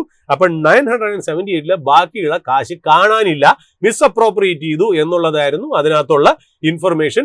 ആ ഇൻഫർമേഷൻ അനുസരിച്ച് നമ്മൾ മനസ്സിലാക്കിയ അനുസരിച്ച് 26 ലക്ഷം രൂപയുടെ കസ്റ്റമൈസ്ഡ് ആയിട്ടുള്ള ഗോൾഫിന്റെ കിറ്റ്, DLF-ന്റെ അപ്പാർട്ട്മെന്റ്, അല്ലെങ്കിൽ ഫോറിൻ ട്രാവൽ, ഇതിനൊക്കെ വേണ്ടി പേഴ്സണലി അത് യൂസ് ചെയ്തിരുന്നു എന്നുള്ളൊരു നെഗറ്റീവ് ന്യൂസ് ആയിട്ട് ജെൻസോൾ നിൽക്കുകയായിരുന്നു. അതിന്റെ ഇടയ്ക്കാണ് ഇപ്പൊ അടുത്ത കാലത്ത് മിനിങ്ങാന്ന് എനിക്ക് തോന്നുന്നു 12-ാം തീയതി വൈകുന്നേരമാണ് ഈ റെസിഗ്നേഷന്റെ ഇൻഫർമേഷൻ പബ്ലിക് അറീനയിലേക്ക് വന്നത്. അതോടുകൂടി ഇന്നലെ 5% സ്റ്റോക്ക് അപ്പാണ് എന്നുള്ളതാണ്. അപ്പൊ ഏതാണ്ട് 2025 ജെൻസോൾ 93% താഴെ പോയ സ്റ്റോക്ക് ആയിട്ട് നിൽക്കുന്നു. ഇന്ന് സർക്യൂട്ട് ആയെന്ന് പറഞ്ഞ് തീർച്ചയായിട്ടും നമ്മുടെ പ്രേക്ഷകർ അതിൽ കയറി തൂങ്ങരുതെന്നുള്ള ഒരു ഡിസ്ക്ലൈമർ കൂടെ നമ്മൾ പറഞ്ഞു വെക്കുന്നു. ഒരു റെസിഗ്നേഷൻ ന്യൂസ് ഈ പറയുന്ന പോലെ പോസിറ്റീവ് ആണെന്ന് പറയാനായിട്ട് നമുക്ക് വരണമെന്നുണ്ടെങ്കിൽ ആ കമ്പനിയിൽ എന്തെങ്കിലും അസറ്റോ അല്ലെങ്കിൽ നല്ലൊരു ക്യാഷ് ഫ്ലോ വരണം. അതിനെക്കുറിച്ച് ഒരു ധാരണ ഇല്ലാത്തടത്തോളം കാലം ഇന്നും നമ്മൾ അതൊരു വളരെ വേസ്റ്റ് ഇൻവെസ്റ്റ്മെന്റ് ആയിട്ട് നമ്മൾ കൺസിഡർ ചെയ്യുള്ളൂ. ഇതൊരു അഡ്വൈസ് ആയിട്ട് നിങ്ങൾ കണക്കാക്കരുത്, സോളിസിറ്റേഷൻ ആയിട്ട് കണക്കാക്കരുത്. നമ്മൾ നമ്മുടെ വ്യൂ പോയിന്റ് ഒരു അക്കാഡമിക് റീസൺസിന് വേണ്ടി പറഞ്ഞു എന്ന് മാത്രം. യെസ് ശരി സാർ, ഏതായാലും നമുക്ക് ലൈവിലേക്ക് പോകാം. ഇപ്പോൾ മാർക്കറ്റിന്റെ ലൈവ് അപ്ഡേറ്റ്സുമായിട്ട് റിസർച്ച് ഡെസ്കിൽ നിന്നും സഫാനാണ് ജോയിൻ ചെയ്യുന്നത്. Good morning Safan. Good morning Jasmine. ഏതായാലും നമ്മൾ മാർക്കറ്റിൽ കഴിഞ്ഞ ദിവസം തൊട്ട് തലേ ദിവസം ഉണ്ടായിട്ടുള്ള ആ ഒരു റാലിക്ക് ശേഷമുള്ള മാർക്കറ്റിന്റെ ഒരു മോഡറേറ്റ് ആയിട്ടുള്ള ഒരു പെർഫോമൻസ് ആയിരുന്നു കണ്ടത്. പ്രധാനപ്പെട്ട സൂചികകളിലൊക്കെ തന്നെ ഒരു ഇടിവും കണ്ടിട്ടുണ്ടായിരുന്നു. ഇന്ന് വീണ്ടും എഗെയിൻ ഒരു പോസിറ്റീവ് നോട്ടിലേക്ക് മാറുകയാണ്. നിഫ്റ്റി 50 ഇപ്പോൾ 144 പോയിന്റുകൾ, കൃത്യം 6% മുകളിലേക്കുള്ള ഒരു നേട്ടം നിലനിർത്തുന്നുണ്ട്. 24,700 എന്നുള്ള ഒരു ലെവൽ മെയിൻറ്റെയിൻ ചെയ്യുകയാണ്. മറ്റു പ്രധാനപ്പെട്ട ഇൻഡീസസുകളിലൊക്കെ തന്നെ ഇപ്പോൾ പെർഫോമൻസ് എങ്ങനെയാണുള്ളത്? യെസ് ജാസ്മിൻ, ലാസ്റ്റ് ഡേ മാർക്കിൽ ഒരു മദർ ക്യാൻഡിലാണ് ഫോം ചെയ്തത്. ഇന്ന് അതൊരു ബേബി ക്യാൻഡിൽ, അതായത് ഒരു ഇൻസൈഡ് ബാർ ഫോർമേഷൻ നമുക്ക് കാണാൻ സാധിക്കുന്നത്. ഇത് ഇൻഡിക്കേറ്റ് ചെയ്യുന്നത് ഒരു ഗുഡ് സൈൻ ആണ്. അത് ബ്രേക്ക്ഔട്ട് മാർക്കറ്റിൽ നടക്കുന്നത് പോലെ ഫോളോ ത്രൂ പ്രോപ്പറായി വർക്ക് ആവുന്നുണ്ട്. റീസെന്റ് ലിസ്റ്റ് ചെയ്ത സം സ്റ്റോക്സിൽ നല്ലൊരു മൊമെന്റം നമുക്ക് കാണാൻ സാധിക്കുന്നുണ്ട്. ഇത് ഇൻഡിക്കേറ്റ് ചെയ്യുന്നത് മാർക്കറ്റ് ഒരു ബെറ്റർ എൻവയോൺമെന്റിലാണെന്നാണ്. നിഫ്റ്റിയിൽ ഈ മണിക്കൂറിൽ 0.6% മുന്നേറ്റവും അതുപോലെ ബാങ്ക് നിഫ്റ്റിയിൽ 0.02% ഇടിവുമാണ് രേഖപ്പെടുത്തുന്നത്. നിഫ്റ്റിയിലെ അഡ്വാൻസ് ഡിക്ലൈൻ റേഷ്യോ നോക്കുകയാണെങ്കിൽ 44 സ്റ്റോക്കുകൾ അഡ്വാൻസ് ആയും 6 സ്റ്റോക്കുകൾ ഡിക്ലൈനുമാണ്. എന്നാൽ ബാങ്ക് നിഫ്റ്റിയിലാകട്ടെ 10 സ്റ്റോക്കുകൾ അഡ്വാൻസും 2 സ്റ്റോക്കുകൾ ഡിക്ലൈനുമാണ്. നിഫ്റ്റിയിലെ ടോപ്പ് ഗെയിനേഴ്സിൽ ടാറ്റ സ്റ്റീൽ 4.4% മുന്നേറ്റവും അതുപോലെ ശ്രീറാം ഫിനാൻസ് 2.5% മുന്നേറ്റവും രേഖപ്പെടുത്തുന്നു. അതുപോലെ Bharti Airtel, Hindalco, JSW Steel എന്നിവയിലെല്ലാം നേരിയ തോതിലുള്ള മുന്നേറ്റമാണ് ഈ മണിക്കൂറിൽ നമുക്ക് കാണാൻ സാധിക്കുന്നത്. ടോപ്പ് ലോസസിൽ ടാറ്റ മോട്ടോഴ്സ് 1.4% ഇടിവും Cipla, Asian Paints, Hindustan Unilever എന്നിവയിലെല്ലാം നേരിയ തോതിലുള്ള ഇടിവാണ് ഈ മണിക്കൂറിൽ നമുക്ക് കാണാൻ സാധിക്കുന്നത്. അടുത്തത് ബാങ്ക് നിഫ്റ്റിയിലെ ടോപ്പ് ഗെയിനേഴ്സിൽ കനറ ബാങ്ക് 1.3% മുന്നേറ്റവും പഞ്ചാബ് നാഷണൽ ബാങ്ക് 0.3% മുന്നേറ്റവും രേഖപ്പെടുത്തുന്നു. അതുപോലെ ബാങ്ക് ഓഫ് ബറോഡ, SBI എന്നീ ഓഹരികളിലെല്ലാം നേരിയ തോതിലുള്ള മുന്നേറ്റമാണ് നമുക്ക് കാണാൻ സാധിക്കുന്നത്. ടോപ്പ് ലോസസിൽ AU സ്മോൾ ഫിനാൻസ് ബാങ്ക് 1% ഇടിവും അതുപോലെ HDFC ബാങ്ക് 0.1% നേരിയ തോതിലുള്ള ഇടിവുമാണ് ഈ മണിക്കൂറിൽ നമുക്ക് മാർക്കറ്റിൽ കാണാൻ സാധിക്കുന്നത്. ഇനി നിഫ്റ്റിയിലെ ശ്രദ്ധിക്കുന്ന ടെക്നിക്കൽ ലെവൽ നോക്കുകയാണെങ്കിൽ സ്ട്രോങ് സപ്പോർട്ടായി 23,800 എന്ന ലെവൽ കൺസിഡർ ചെയ്യാവുന്നതാണ്. നിഫ്റ്റി ഈ റാലി കണ്ടിന്യൂ ചെയ്യണമെങ്കിൽ ഷോർട്ട് ടേം ടാർഗറ്റായി 25,434 എന്ന ലെവൽ കൺസിഡർ ചെയ്യാവുന്നതാണ്. ബാങ്ക് നിഫ്റ്റിയിലെ ശ്രദ്ധിക്കുന്ന ടെക്നിക്കൽ ലെവൽ നോക്കുകയാണെങ്കിൽ സ്ട്രോങ് റെസിസ്റ്റൻസ് ആയി 55,600 എന്ന ലെവൽ കൺസിഡർ ചെയ്യാം. അതിന് മുകളിൽ ഒരു സ്ട്രോങ് ക്ലോസിംഗ് ലഭിക്കുകയാണെങ്കിൽ നെക്സ്റ്റ് അപ്സൈഡ് റാലി ബാങ്ക് നിഫ്റ്റിയിൽ നമുക്ക് എക്സ്പെക്ട് ചെയ്യാവുന്നതാണ്. ഇനി പോസിറ്റീവ് റിസൾട്ട് വന്ന ഡാൽമിയ ഭാരത് ഷുഗർ ഇൻഡസ്ട്രീസിന്റെ ടെക്നിക്കലി പറയുകയാണെങ്കിൽ 7th മെയ് മുതൽ കണ്ടിന്യൂസ് സ്ട്രോങ് ബൈങ് ആണ് ഈ സ്റ്റോക്ക് നമുക്ക് കാണാൻ സാധിക്കുന്നത്. ബട്ട് ലോങ് ടേം ട്രെൻഡ് നോക്കുകയാണെങ്കിൽ സ്റ്റിൽ ബിയറിഷ് ആണ്. സ്ട്രോങ് സപ്പോർട്ടായി 378 എന്ന ലെവൽ കൺസിഡർ ചെയ്യാവുന്നതാണ്. ഇന്ന് നെഗറ്റീവ് റിസൾട്ട് വന്ന ഭാരതി എയർടെലിന്റെ ടെക്നിക്കൽ ലെവൽസ് നോക്കുകയാണെങ്കിൽ 1920 എന്നത് ഒരു സ്ട്രോങ് റെസിസ്റ്റൻസ് ആണ്. Last day down volume greater than last 10 days up volume ആണ് നമുക്ക് കാണുന്നത്. ഇത് ഇൻഡിക്കേറ്റ് ചെയ്യുന്നത് വോളിയം ബേസ്ഡ് സെല്ലിംഗ് ഈ ഒരു സ്റ്റോക്കിൽ നമുക്ക് കാണാൻ സാധിക്കുന്നുണ്ട്. ഇനി സെക്ടോറിയൽ ഇൻഡീസസിൽ നോക്കുകയാണെങ്കിൽ ഈ മണിക്കൂറിൽ ഫാർമയിൽ ഇടിവും മറ്റെല്ലാ സെക്ടേഴ്സിലും പോസിറ്റീവ് മൂവ്മെന്റ് ആണ് കാണാൻ സാധിക്കുന്നത്. നിഫ്റ്റി ഡിഫൻസിൽ ലാസ്റ്റ് ഡേ 3% അപ്പ് മൂവ്മെന്റ് ആണ് നമുക്ക് കിട്ടിയത്. കറന്റ് ഡേ ഒരു ഫോളോ ത്രൂ ക്യാൻഡലും ഫോം ചെയ്തിട്ടുണ്ട്. നിഫ്റ്റി ഡിഫൻസിന്റെ ടെക്നിക്കൽ നോക്കുകയാണെങ്കിൽ ബേസ് ബ്രേക്ക്ഔട്ട് നടന്നിട്ട് ഒരു സ്ട്രോങ് മൊമെന്റം ക്യാൻഡിൽ ഫോർമേഷൻ ആണ് കാണാൻ സാധിക്കുന്നത്. കൂടാതെ IBD റിലേറ്റീവ് സ്ട്രെങ്ത് നോക്കുകയാണെങ്കിൽ 70 ആണ്. ഇത് ഇൻഡിക്കേറ്റ് ചെയ്യുന്നത് ഈ 8000 മുകളിൽ ഒരു സ്ട്രോങ് അപ്സൈഡ് റാലി ഈ ഒരു ഇൻഡെക്സിൽ നമുക്ക് എക്സ്പെക്ട് ചെയ്യാം. സ്ട്രോങ് സപ്പോർട്ടായി 6500 എന്ന ലെവൽ കൺസിഡർ ചെയ്യാവുന്നതാണ്. ഡിഫൻസ് ഓഹരികളിലെ ടെക്നിക്കൽ ലെവൽസ് നോക്കുകയാണെങ്കിൽ ഫസ്റ്റ് മാസ്റ്റോക്കിൻ ലാസ്റ്റ് 2 വീക്സിൽ സ്ട്രോങ് മൊമെന്റം ബിൽഡപ്പ് ആണ് നമുക്ക് കാണാൻ സാധിച്ചത്. അതുകൂടാതെ ലാസ്റ്റ് ഡേ ഒരു pocket pivot volume candle form ചെയ്ത് ട്രെൻഡ് അനലൈസ് ചെയ്യുകയാണെങ്കിൽ എക്സ്ട്രീംലി ബുള്ളിഷ് ആണ് മാസ്റ്റോക്ക്. മൊമെന്റം ബസ്റ്റിനുള്ള പോസിബിലിറ്റീസ് ഉണ്ടെന്നാണ് എക്സ്പെർട്സ് ഒപ്പീനിയൻ. 3620 എന്ന ലെവല് ഷോർട്ട് ടേം ടാർഗറ്റ് ആയി കൺസിഡർ ചെയ്യാമെന്നാണ് എക്സ്പെർട്സ് ഒപ്പീനിയൻ. ഇനി കൊച്ചിൻ ഷിപ്പ്യാർഡിന്റെ ടെക്നിക്കൽ പോയിന്റ് ഓഫ് വ്യൂ നോക്കുകയാണെങ്കിൽ down trend under പ്രഷറിലാണ് Cochin shipyard trade ചെയ്യുന്നത്. 1732 ഒരു സ്ട്രോങ് റെസിസ്റ്റൻസ് ആണ്. അതിന് മുകളിൽ ഒരു ക്ലോസിംഗ് ലഭിക്കുകയാണെങ്കിൽ കൊച്ചിൻ ഷിപ്പ്യാർഡിൽ നെക്സ്റ്റ് അപ്സൈഡ് റാലി എക്സ്പെക്ട് ചെയ്യാം. ചാർട്ട് അനലൈസ് ചെയ്യുമ്പോൾ മാസ്റ്റോക്കിന്റെ ചാർട്ടാണ് കൊച്ചിൻ ഷിപ്പ്യാർഡിനേക്കാളും സ്ട്രോങ് ടെക്നിക്കലി സ്ട്രോങ് ആയി കാണപ്പെടുന്നത്. അടുത്തത് BDLന്റെ ടെക്നിക്കൽ പോയിന്റ് ഓഫ് വ്യൂ നോക്കുകയാണെങ്കിൽ ലാസ്റ്റ് 2 ഡേയ്സിൽ സ്ട്രോങ് വോളിയം ആക്ഷൻ ആണ് നമുക്ക് കാണാൻ സാധിക്കുന്നത്. ഇത് ഇൻഡിക്കേറ്റ് ചെയ്യുന്നത് ഈ ഒരു സ്റ്റോക്ക് റാലി അറ്റംപ്റ്റ് സ്റ്റേജിലാണ് ഇപ്പോൾ ട്രേഡ് ചെയ്യുന്നത് എന്നതാണ്. അതുപോലെ സ്ട്രോങ് സപ്പോർട്ടായി 1375 എന്ന ലെവൽ കൺസിഡർ ചെയ്യാവുന്നതാണ്. ഇനി മാർക്കറ്റ് സ്മിത്ത് ഇന്ത്യയുടെ ഗ്രോത്ത് ലിസ്റ്റിലെ Paras ഡിഫൻസിന്റെ technical point of view നോക്കുകയാണെങ്കിൽ ഈ ഒരു സ്റ്റോക്ക് റാലി അറ്റംപ്റ്റ് സ്റ്റേജിലാണ് ട്രേഡ് ചെയ്യുന്നത്. 1572 ഒരു സ്ട്രോങ് റെസിസ്റ്റൻസ് ആണ്. അതിന് മുകളിൽ ഒരു ക്ലോസിംഗ് ലഭിക്കുകയാണെങ്കിൽ പാരസ് ഡിഫൻസിലും നെക്സ്റ്റ് അപ്സൈഡ് റാലി നമുക്ക് എക്സ്പെക്ട് ചെയ്യാവുന്നതാണ്. ലാസ്റ്റ് 2 വീക്സ് ആയിട്ട് കണ്ടിന്യൂസ് ബൈങ് വോളിയം അതുപോലെ സെല്ലിംഗ് വോളിയം കണ്ടിന്യൂസ് ആയി നമുക്ക് കാണാൻ സാധിക്കുന്നുണ്ട്. ഇത് ഇൻഡിക്കേറ്റ് ചെയ്യുന്നത് പോസിബിലിറ്റി ഓഫ് എക്സ്പ്ലോസീവ് മൂവ്മെന്റ് എന്നാണ്. ഇനി മാർക്കറ്റ് സ്മിത്ത് ഇന്ത്യയുടെ വാച്ച് ലിസ്റ്റിലുള്ള മറ്റൊരു സ്റ്റോക്കാണ് ആമി ഓർഗാനിക്സ്. ആമി ഓർഗാനിക്സിന്റെ ടെക്നിക്കൽ പോയിന്റ് ഓഫ് വ്യൂ നോക്കുകയാണെങ്കിൽ കൺഫേം അപ് ട്രെൻഡിലാണ് ഈ സ്റ്റോക്ക് ട്രേഡ് ചെയ്യുന്നത്. കൂടാതെ ട്രെൻഡ് ലൈൻ ബ്രേക്ക്ഔട്ട് ഏരിയയിലാണ് ഇപ്പോൾ ട്രേഡിംഗ് നടക്കുന്നത്. മാർച്ചിൽ ഹൈ ഇൻസ്റ്റിറ്റ്യൂഷണൽ വോളിയം ആണ് നമുക്ക് കാണാൻ സാധിച്ചത്. 1281 എന്നത് ഒരു സ്ട്രോങ് റെസിസ്റ്റൻസ് ആണ്. അതിന് മുകളിൽ ഒരു ക്ലോസിംഗ് ലഭിക്കുകയാണെങ്കിൽ നെക്സ്റ്റ് അപ്സൈഡ് റാലി ഈ ഒരു സ്റ്റോക്കിൽ നമുക്ക് എക്സ്പെക്ട് ചെയ്യാവുന്നതാണ്. ഇനി ലാസ്റ്റ് ഡേ പോസിറ്റീവ് റിസൾട്ട് വന്ന HFCLന്റെ ടെക്നിക്കൽ പോയിന്റ് ഓഫ് വ്യൂ നോക്കുകയാണെങ്കിൽ 12th മെയിലാണ് ഒരു മോർണിംഗ് സ്റ്റാർ പാറ്റേൺ ഫോം ചെയ്തത്. ലാസ്റ്റ് ഡേ ഒരു വോളിയം ബേസ്ഡ് ഫോളോ ത്രൂ ക്യാനലും പ്രോപ്പറായി വർക്ക് ആയിട്ടുണ്ടായിരുന്നു. Currently long term trend bearish ആണ്. 105 എന്ന ലെവലിന് മുകളിൽ ഒരു സ്ട്രോങ് ക്ലോസിംഗ് ലഭിക്കുകയാണെങ്കിൽ ഈ ഒരു സ്റ്റോക്കിൽ നെക്സ്റ്റ് അപ്സൈഡ് റാലി നമുക്ക് എക്സ്പെക്ട് ചെയ്യാം. ഇനി അടുത്തത് FMCG സെക്ടർ നോക്കുകയാണെങ്കിൽ 55,128 ഒരു സ്ട്രോങ് റെസിസ്റ്റൻസ് ആണ്. അതിന് മുകളിൽ ഒരു ക്ലോസിംഗ് ലഭിക്കുകയാണെങ്കിൽ മാത്രമേ ഈ ഒരു സെക്ടറിൽ നമുക്ക് നെക്സ്റ്റ് അപ്സൈഡ് റാലി എക്സ്പെക്ട് ചെയ്യാവൂ. ഈ ലെവലിൽ നല്ലൊരു ഹൈ ലെവൽ റിജക്ഷൻസ് ആണ് കാണാൻ സാധിക്കുന്നത്. സ്ട്രോങ് സപ്പോർട്ടായി 55,000 എന്ന ലെവൽ കൺസിഡർ ചെയ്യാം. ഇനി ട്രെൻഡിങ് സ്റ്റോക്സിലെ ഫാസ് 3Qന്റെ ടെക്നിക്കൽ പോയിന്റ് ഓഫ് വ്യൂ നോക്കുകയാണെങ്കിൽ സ്ട്രോങ് ബ്രേക്ക്ഔട്ട് ലാസ്റ്റ് ഡേ നടന്നിട്ടുണ്ട്.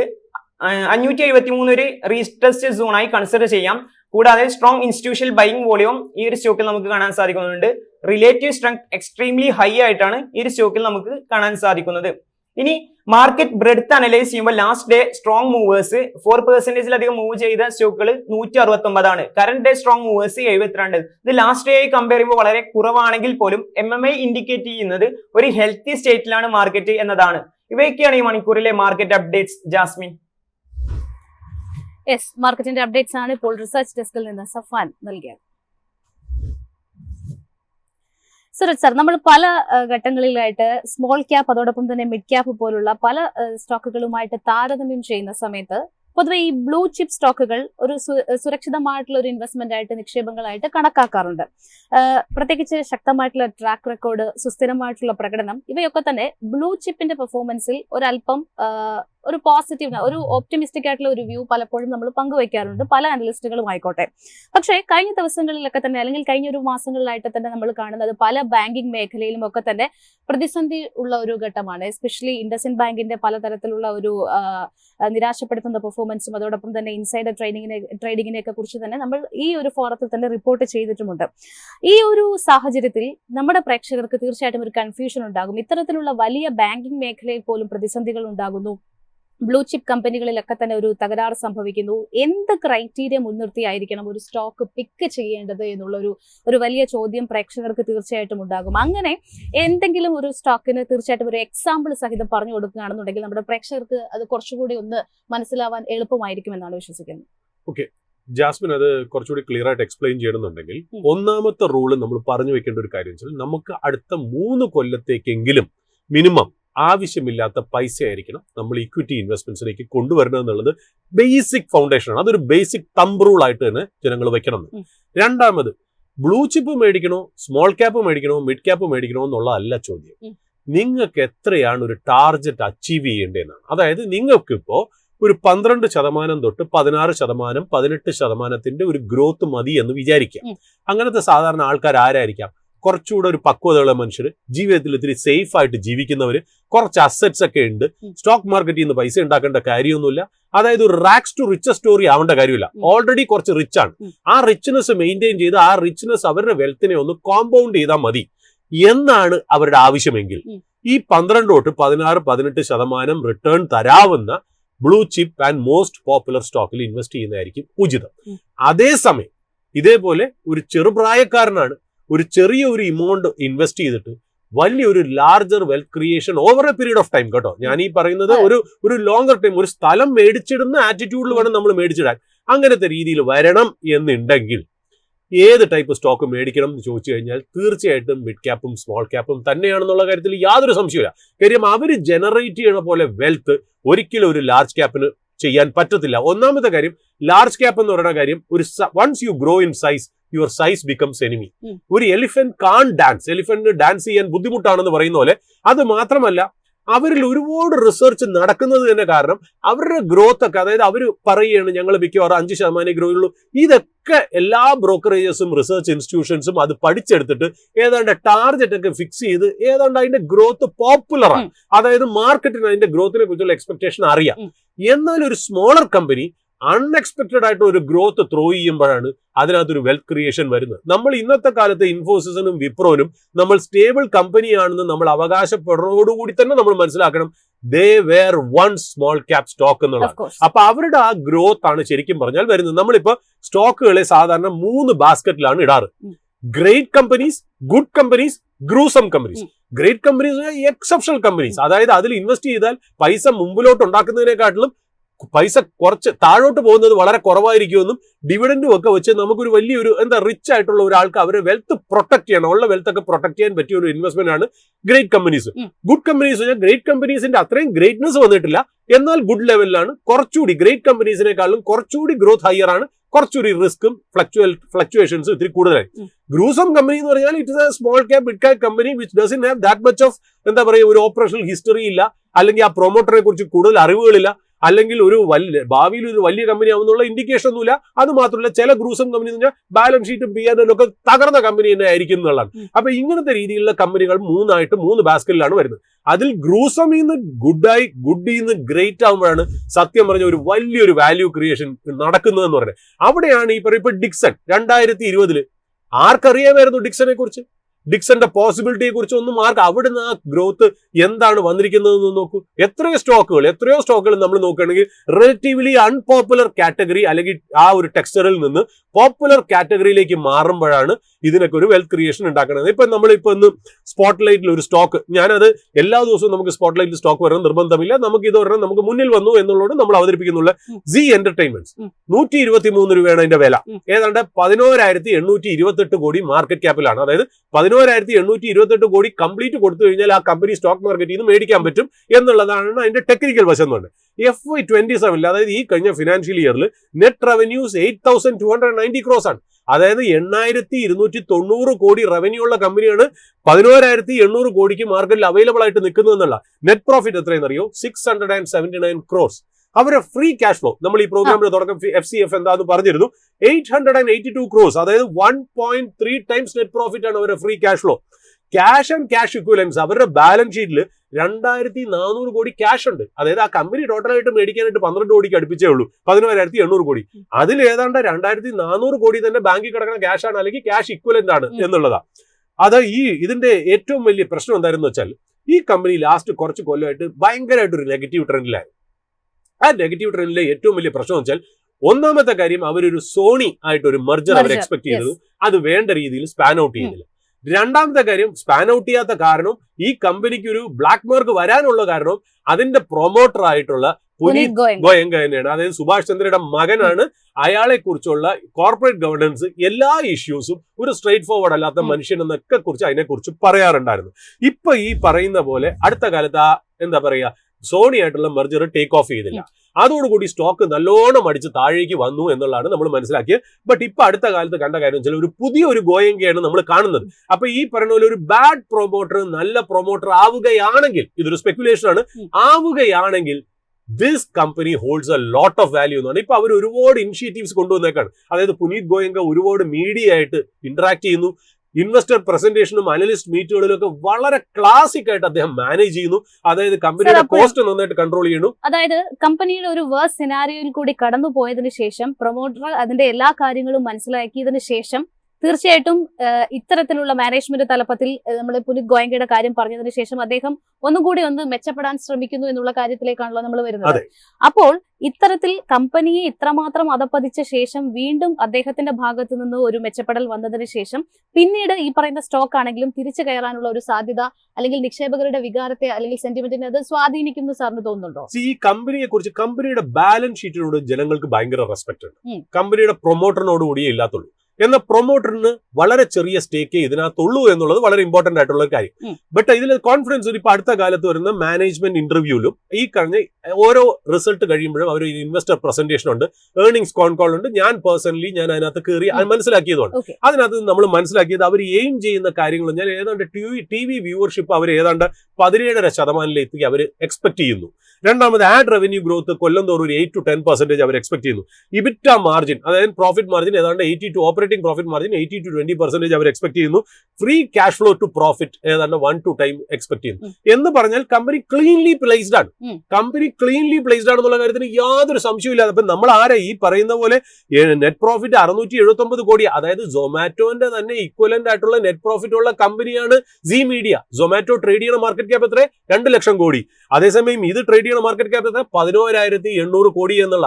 അപ്പൊ അവിടെ വെച്ചിട്ട് കമ്പനി ഇവിടുന്ന് ഡെലിവറി ചെയ്യണമെങ്കിൽ ഹ്യൂജ് വെൽത്ത് ക്രിയേഷൻ ഇതിനകത്ത് നടക്കാനുള്ള ചാൻസുകളുണ്ട്. ഇത് എന്തുകൊണ്ട് നമ്മൾ സ്പോട്ട് ലൈറ്റിലേക്ക് പറയുന്നു എന്ന് ചോദിച്ചാൽ നമ്മൾ ലാസ്റ്റ് 2-3 ദിവസമായിട്ട് ഒരു അൺനാച്ചുറൽ വോളിയം സീ എന്റർടൈൻമെന്റിൽ കാണുന്നുണ്ട്.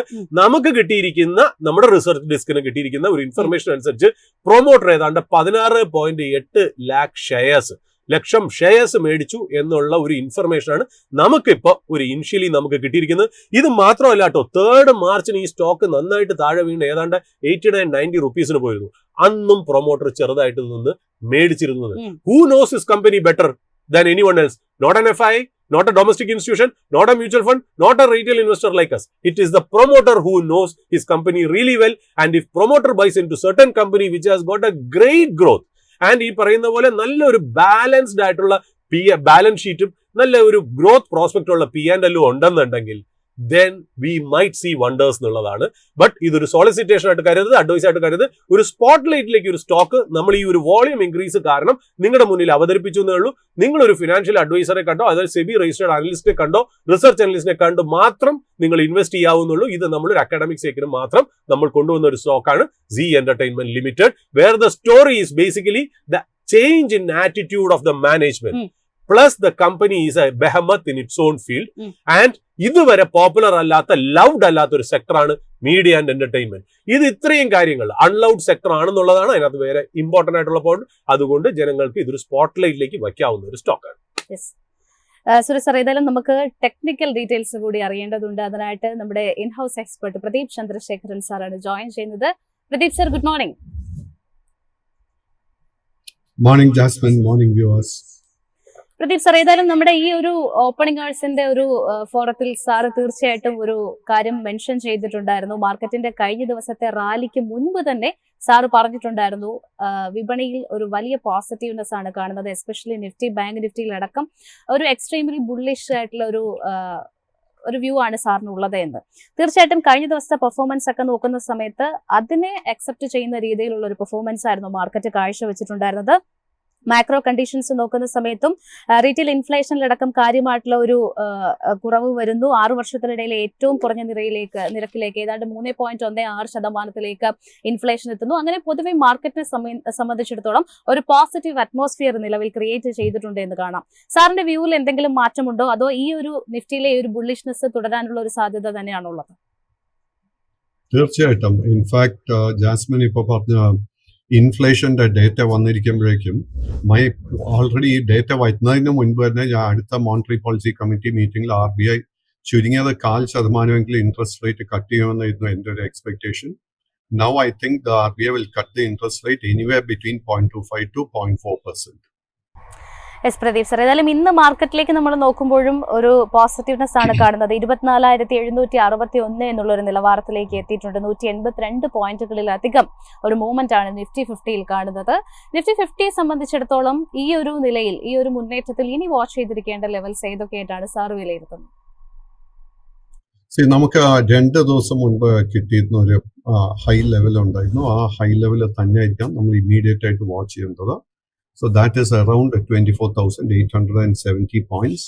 ആ ഒരു റെസിസ്റ്റൻസ് ബ്രേക്ക് ചെയ്ത് കഴിഞ്ഞാൽ പിന്നീട് കാണുന്ന മേജർ റെസിസ്റ്റൻസ് 25,300 പോയിന്റിലേ കാണുന്നുള്ളൂ. ആൻഡ് ആ ഒരു റെസിസ്റ്റൻസും കൂടെ ബ്രേക്ക് ചെയ്ത് കഴിഞ്ഞാൽ 25,600 വരെയെങ്കിലും നിഫ്റ്റി 50ക്ക് ടാർഗറ്റ് അല്ലെങ്കിൽ നമുക്ക് റെസിസ്റ്റൻസ് ആയിട്ട് വാച്ച് ചെയ്തിരിക്കാം. പ്രദീപ് സർ, ഇനി സ്റ്റോക്ക് സ്പെസിഫിക്കിലേക്ക് വരികയാണെന്നുണ്ടെങ്കിൽ ഇന്ന് റിസൾട്ടുകൾക്ക് ശേഷം ഏറ്റവും അധികം ഔട്ട് പെർഫോമൻസ് നടത്തുന്ന ഒരു stock garden reach ship builders ആണ്.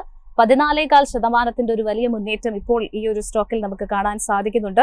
ഫിനാൻഷ്യൽ സൈഡ് പരിശോധിക്കുന്ന സമയത്ത് റവന്യൂയിൽ 61% ഒരു കുതിപ്പ് ഈ ഒരു ക്വാർട്ടറിൽ കമ്പനി കൊണ്ടുവന്നിട്ടുണ്ട്. നെറ്റ് പ്രോഫിറ്റിലേക്ക് വരുന്ന സമയത്ത് 118% ഒരു മുന്നേറ്റമാണ് രേഖപ്പെടുത്തിയിരിക്കുന്നത്. അങ്ങനെ ഔട്ട്സ്റ്റാൻഡിംഗ് ആയിട്ടുള്ള ഒരു റിസൾട്ടുകൾക്ക് ശേഷം ഗാർഡൻ റീച്ചിന്റെ ഓഹരികളിലും ഒരു വലിയ മുന്നേറ്റം നമുക്ക് കാണുന്നുണ്ട്. ഈ ഗാർഡൻ റീച്ചിനെ സംബന്ധിച്ചിടത്തോളം നമ്മൾ ഒരു പെർഫോമൻസ് പരിശോധിക്കുകയാണെന്നുണ്ടെങ്കിലും ഇയർ ടു ടിൽ ഡേറ്റിൽ 35% ഒരു പോസിറ്റീവ് റിട്ടേൺ നൽകിയിട്ടുള്ള ഒരു സ്റ്റോക്കാണ്. പല വിധത്തിലുള്ള പ്രതിസന്ധികൾ ഉണ്ടായിരുന്നു, മാർക്കറ്റിന്റെ ഒരു കറക്ഷൻ ഉണ്ടായിരുന്നു. സെപ്റ്റംബർ മാസം മുതൽ ഇങ്ങോട്ട് പല സ്റ്റോക്കുകളിലും ഇടിവ് രേഖപ്പെടുത്തിയ സമയത്ത് ഗാർഡൻ റീച്ച് 35% ഒരു മുന്നേറ്റം രേഖപ്പെടുത്തിയിട്ടുണ്ട് എന്നാണ് നമുക്ക് മനസ്സിലാക്കാൻ സാധിക്കുന്നത്. ഈ ഒരു സ്റ്റോക്കിനെ സംബന്ധിച്ചിടത്തോളം ഒരു ലോങ് ടേം വ്യൂ എങ്ങനെയാണ്? വളരെ ബുള്ളിഷ് ആയിട്ടുള്ള ഒരു സെന്റിമെന്റ് തന്നെയാണോ ടെക്നിക്കലി ഇൻഡിക്കേറ്റ് ചെയ്യുന്നത്? ഗാർഡൻ റീച്ചിന്റെ കേസിൽ ആക്ച്വലി നമ്മൾ ഈ മാർക്കറ്റ് പ്ലസിന്റെ ഫോറത്തില് മാർച്ച് മാസത്തിലായിരുന്നു ഈ ഒരു സ്റ്റോക്കിന്റെ പൊട്ടൻഷ്യൽ ഞാൻ ആദ്യം ചൂണ്ടിക്കാണിച്ചത്. ആ സമയത്ത് ഈ സ്റ്റോക്കിന്റെ വില വെറും 1,300 രൂപയെ ഉണ്ടായിരുന്നുള്ളൂ. ഇന്ന് നമുക്ക് കാണാൻ സാധിക്കുന്ന ഒരു വലിയൊരു ഗ്യാപ്പ് അപ്പ് ഓപ്പണിംഗ് ആയിരുന്നു. ഈ കറണ്ട് ഹൈ ലെവൽസിൽ ഒരിക്കലും നമ്മളൊരു പുതിയ ലോങ് പൊസിഷൻ എടുക്കാൻ ശ്രമിക്കരുത്. കാര്യം എന്താന്ന് വെച്ച് കഴിഞ്ഞാൽ റിസ്ക് ടു റിവാർഡ് റേഷ്യോ ഒരിക്കലും നമ്മുടെ ഫേവറിലല്ല ഇപ്പോൾ കാണാൻ സാധിക്കുന്നത്. സോ അടുത്ത 2-3 സെഷൻസിൽ തീർച്ചയായിട്ടും you should be expecting profit taking. നമ്മൾ മാർച്ച് മാസത്തിന് ശേഷമുള്ള ഈ വലിയൊരു മൂവ്മെന്റ് കണ്ടിരിക്കുന്നത് തന്നെ ഈ ഒരു നല്ലൊരു ഫൈനാൻഷ്യൽ പെർഫോമൻസ് കാഴ്ചവെക്കും എന്നുള്ളൊരു എക്സ്പെക്ടേഷൻ വലിയ ഇൻവെസ്റ്റേഴ്സിന് ഉണ്ടായിട്ടുണ്ട്. അതിന്റെ അടിസ്ഥാനത്തിൽ തന്നെയായിരുന്നു ആൻഡ് ദി കറന്റ് മൂവ്മെന്റ് അതിനെ പ്ലേ ഔട്ടാണ് ചെയ്തിരിക്കുന്നത്. So this is not only in case of Garden Reach. ഇന്ന് നമ്മളിപ്പോൾ കൊച്ചിൻ ഷിപ്പ്യാർഡ് നോക്കിക്കഴിഞ്ഞാൽ ഓൾമോസ്റ്റ് 10-11% നേട്ടം ഓൾറെഡി തന്നു കഴിഞ്ഞു. മാസഗോൺ ഡോക്ക് നോക്കുമ്പോഴേക്കും it is trading at an all time high. Now ഈ 3 സ്റ്റോക്സിന്റെ കേസിലും the similarity in the business is that ഇത് 3 ഷിപ്പ് ബിൽഡിംഗ് മേഖലയിൽ പെട്ടിരിക്കുന്ന ഗവൺമെന്റ് ഓഫ് ഇന്ത്യ കമ്പനീസ് ആണെന്നുള്ളൊരു കാര്യം മറക്കരുത്. ആൻഡ് ഇത് it is not actually just the ship building companies. നമ്മളിപ്പോൾ ഡിഫൻസ് സ്റ്റോക്സ് നോക്കിക്കഴിഞ്ഞാൽ Bharat Dynamics, Bharat Electronics, Hindustan Aeronautics മുതലായ ഏത് സ്റ്റോക്ക് എടുത്തു കഴിഞ്ഞാൽ അണ്ടർടോൺ വളരെ ബുള്ളിഷ് ആയിട്ട് കാണാൻ സാധിക്കുന്നുണ്ട്. ഈ സ്റ്റോക്സ് ഒക്കെ നമുക്ക് ഒത്തിരി നേട്ടം കഴിഞ്ഞ 2-3 മാസത്തിനിടെ തന്നു കഴിഞ്ഞു. And I expect that this bullish trend is going to continue. തീർച്ചയായിട്ടും ഇടയ്ക്കിടയ്ക്ക് ഒരു പ്രോഫിറ്റ് ടേക്കിംഗ് നടക്കാൻ നല്ല പോസിബിലിറ്റി ഉണ്ട്. നമ്മൾ ഇത് എങ്ങനെ ഞാനിത് കാണുന്നതെന്ന് വെച്ച് കഴിഞ്ഞാൽ ഇപ്പൊ കഴിഞ്ഞ 2-3 ആഴ്ചകൾക്കിടെ നമുക്കറിയാം ഇന്ത്യയിലെ ഒത്തിരി ഇൻസിഡൻസ് വന്നു, എസ്പെഷ്യലി പഹൽഗാം ആൻഡ് നമ്മുടെ പാകിസ്ഥാനായിട്ടുള്ള ഇഷ്യൂസ്. സോ ഈ പാകിസ്ഥാൻ ഇഷ്യൂല് നമ്മൾ ഏറ്റവും അധികം എനിക്ക് ഇഷ്ടപ്പെട്ട ഒരു കാര്യം, മോസ്റ്റ് ഓഫ് ദ ഒഫൻസ് നമ്മൾ ചെയ്തിരിക്കുന്നത് it is with indigenous weapons. So naturally my expectation is that government of India വീണ്ടും ഇൻഡിജീനിയസ് ഡിഫൻസ് മേഖലയിലോട്ട് കൂടുതൽ ട്രസ്റ്റ് കൊടുക്കും, കൂടുതൽ ഇമ്പോർട്ടൻസ് കൊടുക്കും. ആൻഡ് നമ്മൾ നോക്കുമ്പോഴേക്ക് ഇന്ത്യക്ക് ഇൻഡിജീനിയസ്ലി ബിൽറ്റ് ചെയ്തിട്ടുള്ള ഒരേ ഒരു എയർക്രാഫ്റ്റ് കാരിയർ സർവീസിലുള്ളൂ, INS Vikrant, and that was built by the Cochin shipyard. I will not be surprised government of India വീണ്ടും ഒരു പുതിയ എയർക്രാഫ്റ്റും കൂടെ മാനുഫാക്ചർ ചെയ്യാൻ ഒരു നിർദ്ദേശം താമസിക്കാതെ കൊടുക്കുമെന്നാണ് എനിക്ക് തോന്നുന്നത്. These are all my just personal guesses. ഇത് ഒഫീഷ്യലി ഒരു ഇൻഫർമേഷൻ വന്നിട്ടില്ല. ഇതൊക്കെ this I am just inferring from what has happened in the last 2 to 3 weeks. ഏതായാലും സാർ സൂചിപ്പിച്ചതുപോലെ തന്നെ ഇന്ന് കൊച്ചിൻ ഷിപ്പ്യാർഡ് അടക്കമുള്ള പ്രധാനപ്പെട്ട ഡിഫൻസ് മേഖലയിലെ കമ്പനികളിൽ ഒരു മുന്നേറ്റമുണ്ട്. 11% റിട്ടേൺ ഓൾറെഡി കൊച്ചിൻ ഷിപ്പ്യാർഡ് അടക്കം തന്നു കഴിഞ്ഞിരിക്കുകയാണ്. പ്രദീപ് സർ, ഇനി മറ്റൊരു സ്റ്റോക്ക് ഹണിവെൽ ഓട്ടോമേഷൻ ആണ്. ക്വാർട്ടർലി നമ്പേഴ്സിന് ശേഷം ഇന്ന് 2% ഈ ഒരു സ്റ്റോക്കിൽ ഒരു മൂവ്മെന്റ് നമുക്ക് കാണുന്നുണ്ട്. പൊതുവെ ഒരു ഇൻവെസ്റ്റ്മെന്റ് പർപ്പസിനായിട്ട് വാച്ച് ചെയ്യുന്ന ഈ ഒരു സ്റ്റോക്കിനെ സംബന്ധിച്ചിടത്തോളം, അല്ലെങ്കിൽ അങ്ങനത്തെ ഒരു ഈ സ്റ്റോക്ക് ആ ഒരു മേഖലയിലേക്ക് ഹോൾഡ് ചെയ്യുന്ന ഇൻവെസ്റ്റേഴ്സ് നിലവിൽ ഹണിവെൽ ഓട്ടോമേഷനിൽ സ്വീകരിക്കേണ്ട ഒരു സ്റ്റാൻസ് എന്തായിരിക്കും? അൺഫോർച്ചുനേറ്റ്ലി ഹണിവെൽ ഓട്ടോമേഷന്റെ കേസിൽ long term and short term trend എനിക്ക് രണ്ടും ബെയറിഷ് ആയിട്ടാണ് കാണാൻ സാധിക്കുന്നത്. നമുക്ക് നിഫ്റ്റി 50-ലും നിഫ്റ്റി ബാങ്കിലും നിഫ്റ്റി പല ഓട്ടോ സ്റ്റോക്സിലും ഒക്കെ റിക്കവറി കാണുന്ന സമയത്ത് പോലും ഹണിവെൽ ഓട്ടോമേഷനിൽ നമുക്ക് റിക്കവറി ഒന്നും കാണാൻ സാധിച്ചിട്ടില്ല. And this is A highly priced stock. It's trading around 36,000 rupees. So ഇത്തരം സ്റ്റോക്സിൽ നമുക്ക് ഇൻവെസ്റ്റ് ചെയ്യാൻ ആഗ്രഹം ഉണ്ടെങ്കിൽ നമ്മൾ ആദ്യം കമ്പനിയുടെ ഫൈനാൻഷ്യൽസ് സ്റ്റഡി ചെയ്യുക. എന്തുകൊണ്ടായിരുന്നു കഴിഞ്ഞ 4-5 മാസത്തിനിടെ ഈ സ്റ്റോക്കിൽ ഇത്രയും വലിയൊരു ഇടിവ് നടന്നതെന്ന് പഠിക്കുക. And if you think that the stock has bottomed out, then only you can take a long position. ഒരു ചാർട്ടിന്റെ ബേസിസിൽ ആസ് ഓഫ് നൗ നമുക്ക് ഒരു ബൈയിങ് ട്രിഗറും ലഭിക്കുന്നില്ല. പ്രദീപ് സർ, മറ്റൊരു സ്റ്റോക്ക് VIP ഇൻഡസ്ട്രീസ് ആണ്. ഇന്ന് 3% കൂടുതലുള്ള ഒരു ഇടിവ് രേഖപ്പെടുത്തുന്നുണ്ട്. ക്വാർട്ടർലി നമ്പേഴ്സിലേക്ക് വരികയാണെന്നുണ്ടെങ്കിൽ അത്ര ഭേദപ്പെട്ട റിസൾട്ടുകളായിരുന്നില്ല. വീക്കർ ആയിട്ടുള്ള ഒരു മാർജിൻ കാരണം കമ്പനിക്ക് റവന്യൂലടക്കം കാര്യമായിട്ടുള്ള ഒരു ഇടിവാണ് രേഖപ്പെടുത്തിയിരിക്കുന്നത്. VIP ഇൻഡസ്ട്രീസിനെ സംബന്ധിച്ചിടത്തോളം ഒരു പെർഫോമൻസ് നോക്കുകയാണെന്നുണ്ടെങ്കിലും ഇയർ ടു ടിൽ ഡേറ്റിൽ 30%-ലധികം താഴെ പോയിട്ടുള്ള ഒരു സ്റ്റോക്കാണ്. സോ VIP ഇൻഡസ്ട്രീസ് ആദ്യം തന്നെ remember this is a small cap stock. VIP ഇൻഡസ്ട്രീസും long term and short term trend രണ്ടും ബെയറിഷായി തന്നെ തുടരുന്നു. ബട്ട് നമുക്ക് കഴിഞ്ഞ ഒരു 2-3 ആഴ്ചക്കിടെ ഈ സ്റ്റോക്കിൽ ഒരു ഷോർട്ട് കവറിംഗ് കാണുന്നുണ്ട്. സോ നമ്മൾ എന്താ ചെയ്യേണ്ടതെന്ന് വെച്ച് കഴിഞ്ഞാൽ പുതിയ long positions at the moment avoid ചെയ്യുക. ഈ സ്റ്റോക്കിന്റെ ഏറ്റവും ഇമ്പോർട്ടന്റ് ആയിട്ട് ഒരു സപ്പോർട്ട് 315 രൂപ കാണുന്നുണ്ട്. Let us wait and see whether that support will hold. Pradeep sir, അവസാനമായിട്ട് നമ്മൾ സെക്ടേഴ്സിലേക്ക് വരികയാണെന്നുണ്ടെങ്കിൽ കഴിഞ്ഞ ദിവസങ്ങളിലൊക്കെ തന്നെ ആ ഒരു മാർക്കറ്റിന്റെ റാലിയിൽ പല സെക്ടേഴ്സും ഔട്ട് പെർഫോമൻസ് നടത്തിയിട്ടുണ്ടായിരുന്നു. എസ്പെഷ്യലി IT-ലടക്കം വീണ്ടും ഒരു മുന്നേറ്റം നമുക്ക് കാണാൻ സാധിച്ചിട്ടുണ്ടായിരുന്നു. ഇപ്പോഴത്തെ ഈ ഒരു നിലവിലെ സിനാരിയോയിൽ സർ ഏതെങ്കിലും സെക്ടേഴ്സ് വാച്ച് ചെയ്യുന്നതുണ്ടോ? എന്റെ ഏറ്റവും ഫേവറേറ്റ് സെക്ടർ കഴിഞ്ഞ ഒരു 5-6 ആഴ്ചക്കിടെ it has been the defence sector which has really rewarded me quite well. And IT sector, I am considering it the dark horse. എന്ന് വെച്ച് കഴിഞ്ഞാൽ നമ്മളിപ്പോ IT മേഖലയിൽ നമ്മൾ നോക്കുമ്പോഴേക്കും നമ്മൾ എപ്പോഴും ഓർക്കേണ്ട ഒരു കാര്യം, IT index usually mirrors the movement of the Nasdaq index. So Nasdaq ഇൻഡെക്സും കഴിഞ്ഞ ഒരു 3-4 മാസമായിട്ട് ഒരു ബെയറിഷ് ഫേസിലായിരുന്നു. ബട്ട് കഴിഞ്ഞ ഒരു 2 ആഴ്ചക്കിടെ പെട്ടെന്നൊരു വലിയ ടേൺ അറൗണ്ടാണ് നമുക്ക് നാസ്ഡാക്ക് ഇൻഡെക്സിൽ കാണാൻ സാധിക്കുന്നത്. സോ നാസ്ഡാക്കിന്റെ കേസിൽ നമുക്ക് മെറ്റ, ടെസ്ല, NVIDIA മുതലായ ഏത് major technology stock in US നോക്കിക്കഴിഞ്ഞാലും വലിയ ബൈയിങ് ഇൻട്രസ്റ്റും അതിലൊക്കെ bearish trend has reversed into bullishness.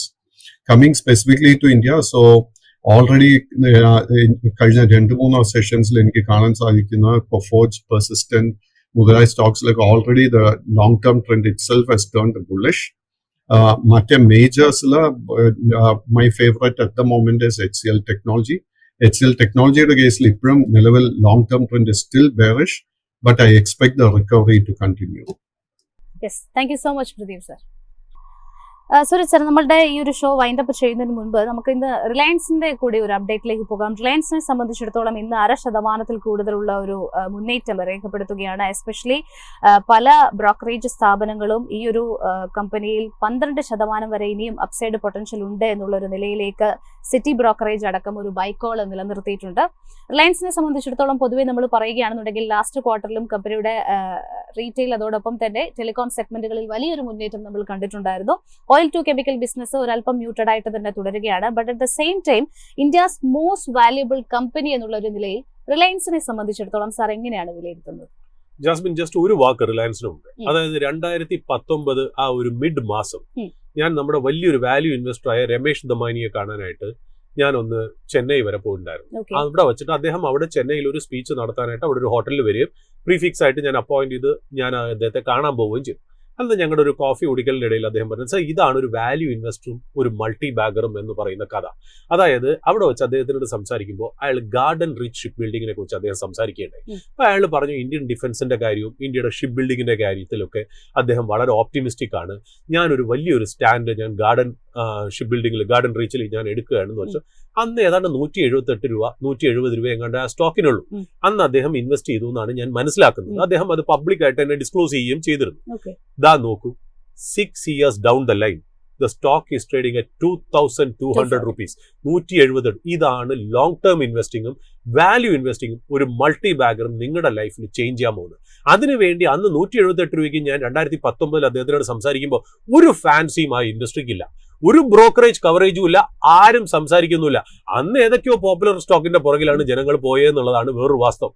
നമ്മൾ അതേപോലെ തന്നെ നമ്മൾ പറഞ്ഞു വെച്ചു ഇന്നലത്തെ ഷോയിൽ, അതായത് ഫോഴ്സ് മോട്ടോഴ്സ് കോവിഡ് വന്ന സമയത്ത് ഏതാണ്ട് 900 റുപ്പീസിന് അവൈലബിൾ ആയിട്ടുള്ള സ്റ്റോക്കാണ് ഇന്നലെ 10,000 രൂപ അടിച്ചതെന്നുള്ളത് നമ്മൾ പറഞ്ഞു വയ്ക്കുന്നു. അപ്പൊ ഇവിടെയാണ് ഈ പറഞ്ഞ പോലെ ഒരു സ്മോൾ ക്യാപ്പ് അല്ലെങ്കിൽ ഒരു മിഡ് ക്യാപ്പ് കമ്പനി ഒരു ഹ്യൂമങ്കസ് വെൽത്ത് ജനങ്ങൾക്ക് ക്രിയേറ്റ് ചെയ്യണം എന്നുള്ളത് നമ്മളൊന്ന് അണ്ടർലൈനിങ് ആയിട്ട് പറഞ്ഞു. പിന്നെ ഈ പറഞ്ഞ പോലെ റിലയൻസിന്റെ കാര്യം, ഏഷ്യൻ പെയിന്റ്സ് അതായത് globally 8th largest paint company, ഇന്ത്യയിലെ largest paint company, one of the most beautiful and blue chip stocks, എത്രയോ കൊല്ലമായിട്ട് അണ്ടർ പെർഫോമർ ആണെന്നുള്ളത് മറ്റേ വശം എന്നുള്ളതാണ്. അതിനകത്ത് 17 കൊല്ലമായിട്ട് അതിനകത്ത് നിയർലി 5%, 4.9% ഒരു സ്റ്റേക്ക് റിലയൻസ് ഇൻഡസ്ട്രീസിനുണ്ട്. ആ റിലയൻസ് ഇൻഡസ്ട്രീസ് 500 കോടിക്കാണ് അത് മേടിച്ചത്. ഇപ്പൊ അത് അവര് സെല്ല് ചെയ്യുന്നു ഏതാണ്ട് 11,141 കോടിക്ക്, 24 ടൈംസിന്റെ പ്രോഫിറ്റ് ആണ്. റിലയൻസ് എന്ന് പറയുന്ന വാല്യൂ ഇൻവെസ്റ്റർ ഏഷ്യൻ പെയിന്റ്സിൽ അന്ന് ഗ്ലോബൽ ഫിനാൻഷ്യൽ ക്രൈസിസ് 2008 അഫക്ട് ചെയ്തപ്പോൾ അതിൽ ഇൻവെസ്റ്റ് ചെയ്തതെന്നുള്ളത് അതും മറ്റൊരു ഇൻവെസ്റ്റ്മെന്റ് സക്സസ്ഫുൾ ജേർണി ഞാനിപ്പോ പറയുന്നു. ഏതാണ്ട് ഇപ്പൊ ഇന്ത്യൻസ് കോമ്പറ്റീഷൻ വന്ന് നമുക്കറിയാലോ, ഏഷ്യൻ പെയിന്റ്സ് വളരെ ഡിപ്രസ്ഡ് ആയിട്ട് കിടക്കുകയാണ്. ബിർള ഓപ്പസും ഒക്കെ ആയിട്ടുള്ള ഒരു ഫൈറ്റ് വന്നത് കാരണം ഇവരുടെ മാർക്കറ്റ് ഷെയർ 59 52 ആയിട്ട് കുറഞ്ഞു. ബട്ട് ഈവൻ ദെൻ 500 കോടിക്ക് മേടിച്ച സാധനം 11,000 ക്രോസിന് 2008 മേടിച്ചത് ഇപ്പൊ വിൽക്കാന്നുണ്ട്. That is a massive wealth creation. അവിടെ റിലയൻസ് എന്ന് പറയുന്ന കമ്പനിയെക്കാളും റിലയൻസ് എന്ന് പറയുന്ന കമ്പനി എന്ന് പറയുന്ന ഒരു ഇൻവെസ്റ്ററാണ് നമ്മൾ കാണിക്കുന്നത്. അതും ഒരു മൾട്ടി ബാഗർ ഇൻവെസ്റ്റ്മെന്റ് ഐഡിയ ആയിട്ട് മാറുന്നു എന്നുള്ളത് പ്രേക്ഷകരുടെ മുന്നിൽ നമ്മൾ അവതരിപ്പിക്കും. തീർച്ചയായിട്ടും നമ്മളിവിടെ സംസാരിച്ചിട്ടുള്ള ഒരു സ്റ്റോക്കും ഒരു റെക്കമെൻഡേഷനോ അഡ്വൈസോ ഒന്നുമല്ല, ഒരു ഇൻഫർമേഷൻ പർപ്പസ് മാത്രമാണ്. തീർച്ചയായിട്ടും നിങ്ങളുടെ നിക്ഷേപങ്ങൾ നടത്തുന്നതിന് മുൻപ് ഒരു സെബി രജിസ്റ്റേർഡ് അനലിസ്റ്റിന്റെ ഉപദേശം തീർച്ചയായിട്ടും തേടുക എന്നുള്ള ഒരു കാര്യം കൂടി ഓർമ്മപ്പെടുത്തുകയാണ്. ഏതായാലും മാർക്കറ്റിനെ സംബന്ധിച്ചിടത്തോളം ഇന്നൊരു പോസിറ്റീവ് നോട്ട് മെയിൻറ്റെയിൻ ചെയ്യുന്നുണ്ട്. 24,700 എന്നുള്ള ഒരു ലെവൽ മെയിൻറ്റെയിൻ ചെയ്തുകൊണ്ടാണ് മാർക്കറ്റ് മുന്നോട്ട് പോകുന്നത്. ഇന്നത്തെ ഈ ഒരു ഓപ്പണിംഗ് ആഴ്സിന്റെ സെഷൻ ഇവിടെ വൈൻഡപ്പ് ചെയ്യുകയാണ്. ഇനി മാർക്കറ്റിന്റെ കൂടുതൽ ഡീറ്റെയിൽസും മറ്റ് പ്രധാനപ്പെട്ട അപ്ഡേറ്റ്സും ഒക്കെ ആയിട്ട് മാർക്കറ്റ് അപ്ഡേറ്റിൽ വീണ്ടും കാണാം. Stay tuned.